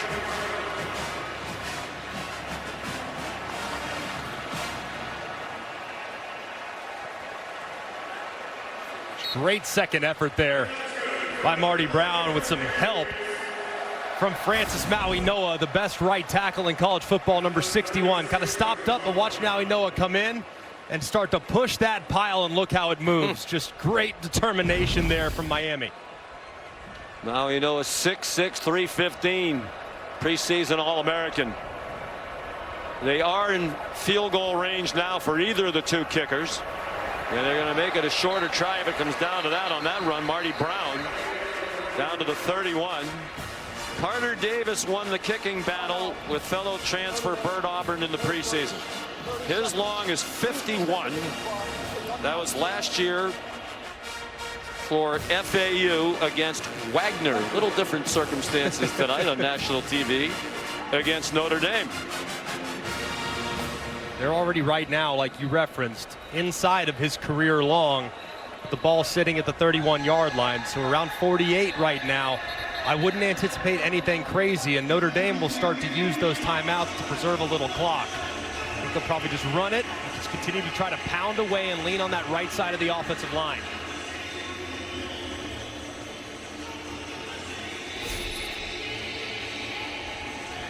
Not a lot of experience in these situations. Last year was 2 for 7 in field goals, but both of them were from 50 plus.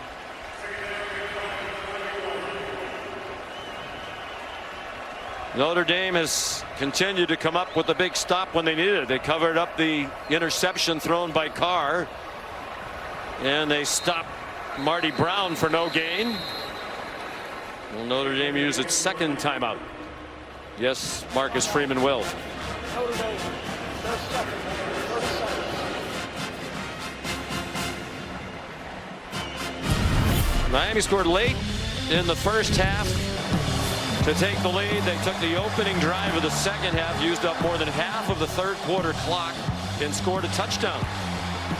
But Notre Dame has battled back, led by C.J. Carr. They've outscored Miami 17-3 here in the fourth quarter.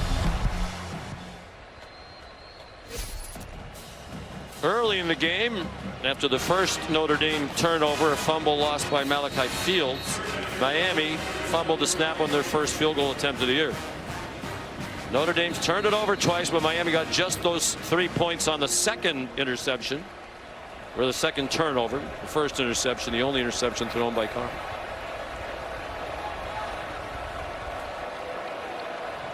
Third down and 4. Will they try to get another first down? They're again very conservative, and they're going to put it on the foot of Davis. And Marcus Freeman will use his last timeout. Timeout. Notre Dame, their third and final. 30 seconds. And now it's on Carter Davis. Maybe thrust into a more dramatic spotlight right out of the gate in his first game in Miami than he might have anticipated, but this is why you're a kicker.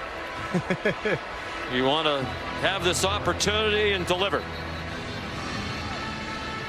It's what you dream of. I mean, every single kid, whether it's baseball, football, basketball, that game-winning shot that you're going to hit on the court, that home run you hit with bases loaded in a full count, you dream about. This is that opportunity now, this young man. 3 years at FAU, he was essentially their kickoff specialist. He mentioned attempted only 11 field goals over those 3 years and made 4. But this is from 47 yards to put them back on top. They have not trailed tonight. What a kick! Good! From 47.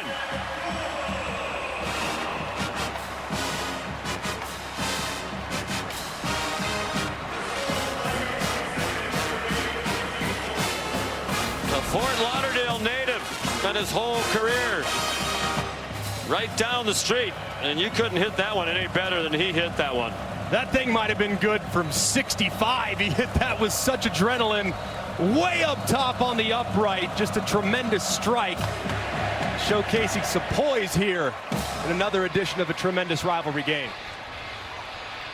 It was a competition in training camp between Davis and Bert Auburn. With the long resume at Texas, Davis won the job, and he has rewarded Mario Cristobal's faith in him.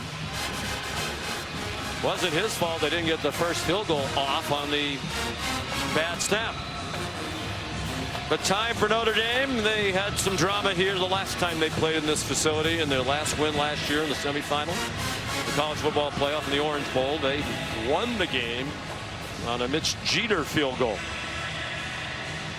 But they're going to have a lot of work to do to give it to Noah Burnett, wearing the same number 98 that Jeter wore last year. They'll start at the 25 with no timeouts.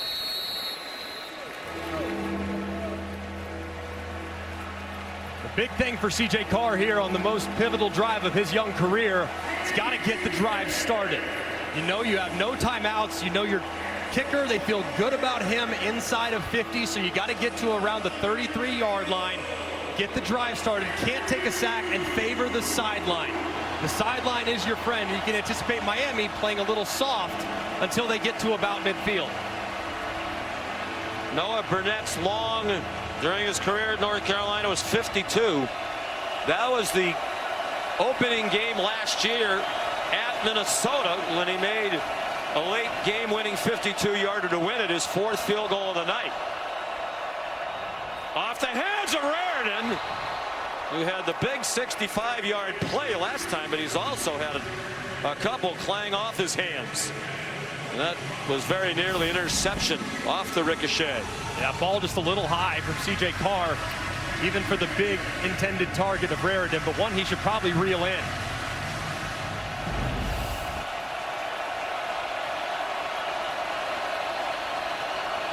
.59 seconds to go.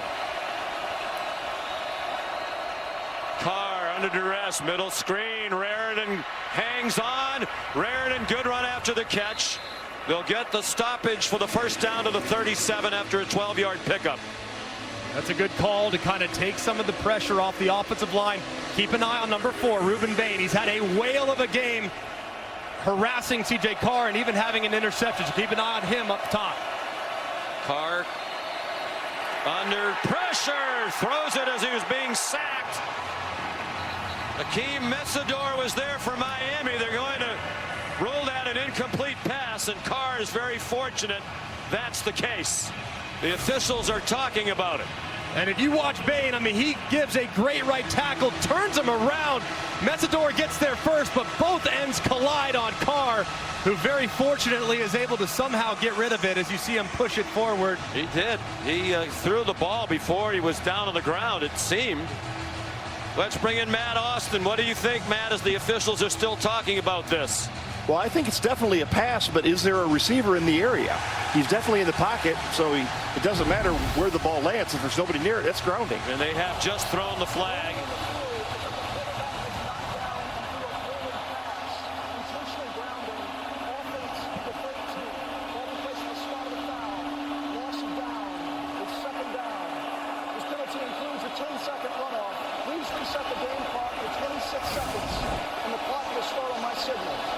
Really nobody over the middle of the field as that pocket collapses around him. Love is out to the flat, and there's nobody. Even if it gets beyond the line of scrimmage, it doesn't make a difference. So a good call by the official. And now you've given this Miami defense a little extra time to recharge and see if those ends can end this game for the Canes and cap what would be a remarkable win for Mario Cristobal. Clock is running. 2nd and 17. He's going down again. Akeem Messidor. Ruben Bain there as well. These terrific defensive ends have taken over on the last couple of plays, and time expires. They're going to give Notre Dame the play, or are they? Now the official on the far sideline is stopping the play, and the game is over.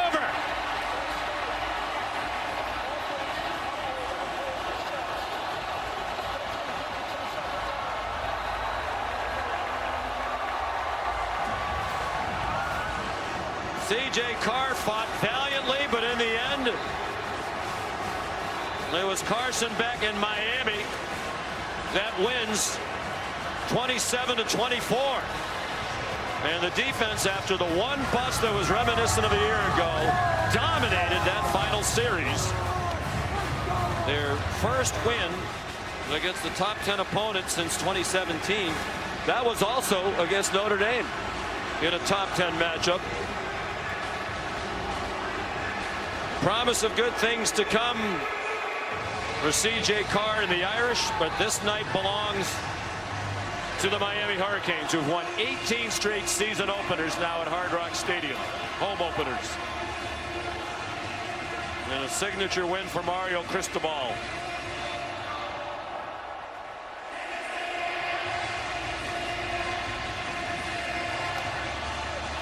Here's Taylor McGregor with Coach Cristobal. Coach Cristobal, these embraces after the game, what do these mean to you?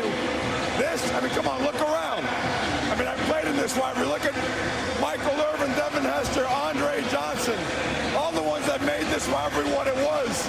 Look at the way Hard Rock is rocking. Miami Hurricane football. I saw you talk to your defense right before that final stop. What did you tell them? One play at a time. That's it. Let's everybody do their job. You know what? They made a commitment all week long to not let anything get in the way of doing their job. It's a great job. Number 6 team in the country got it done. And you gave the job to kicker Carter Davis. What was going through your mind when you watched it go through? Make the damn kick, that's all. What can you say about Carson Beck and his first start with the Miami Hurricanes? What's that? Carson Beck and his first start. What stood out to you about his poise? Winner. Flat out winner and a difference maker. Thank you, Coach.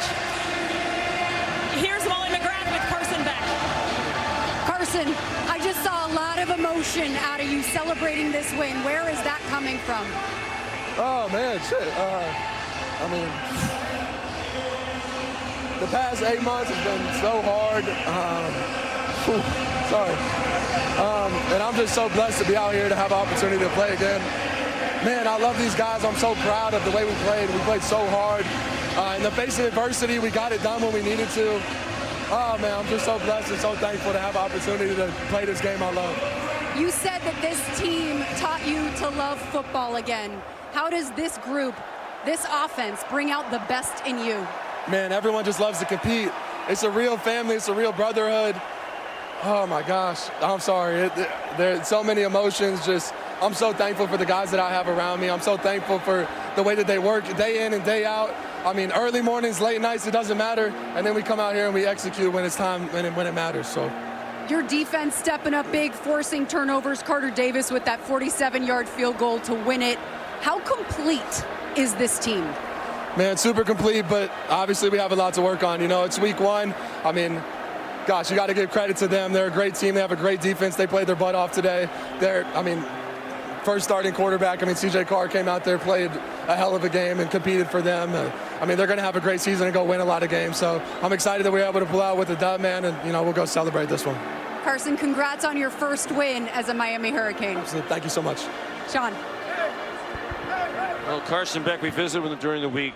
Noticeably different than a year ago. It was not going well for him at Georgia. Everybody can talk about all the circumstances. He felt he was blamed for a lot of things that weren't his fault. It looked like it was time for a new situation, and he seems to have found the right place. Yeah, it's a fresh start. It's exactly what he needed, and he showcased to everybody tonight. The numbers won't blow you away, but when he's playing well, he can play as well as anybody in the country at the quarterback spot. Yeah, the talent is still there, and the joy to play the game of football is still there as well. An impressive debut and a spirited renewal of one of college football's great rivalries. Miami wins it 27-24. Maybe this is the year. The U is back. Good night from Miami.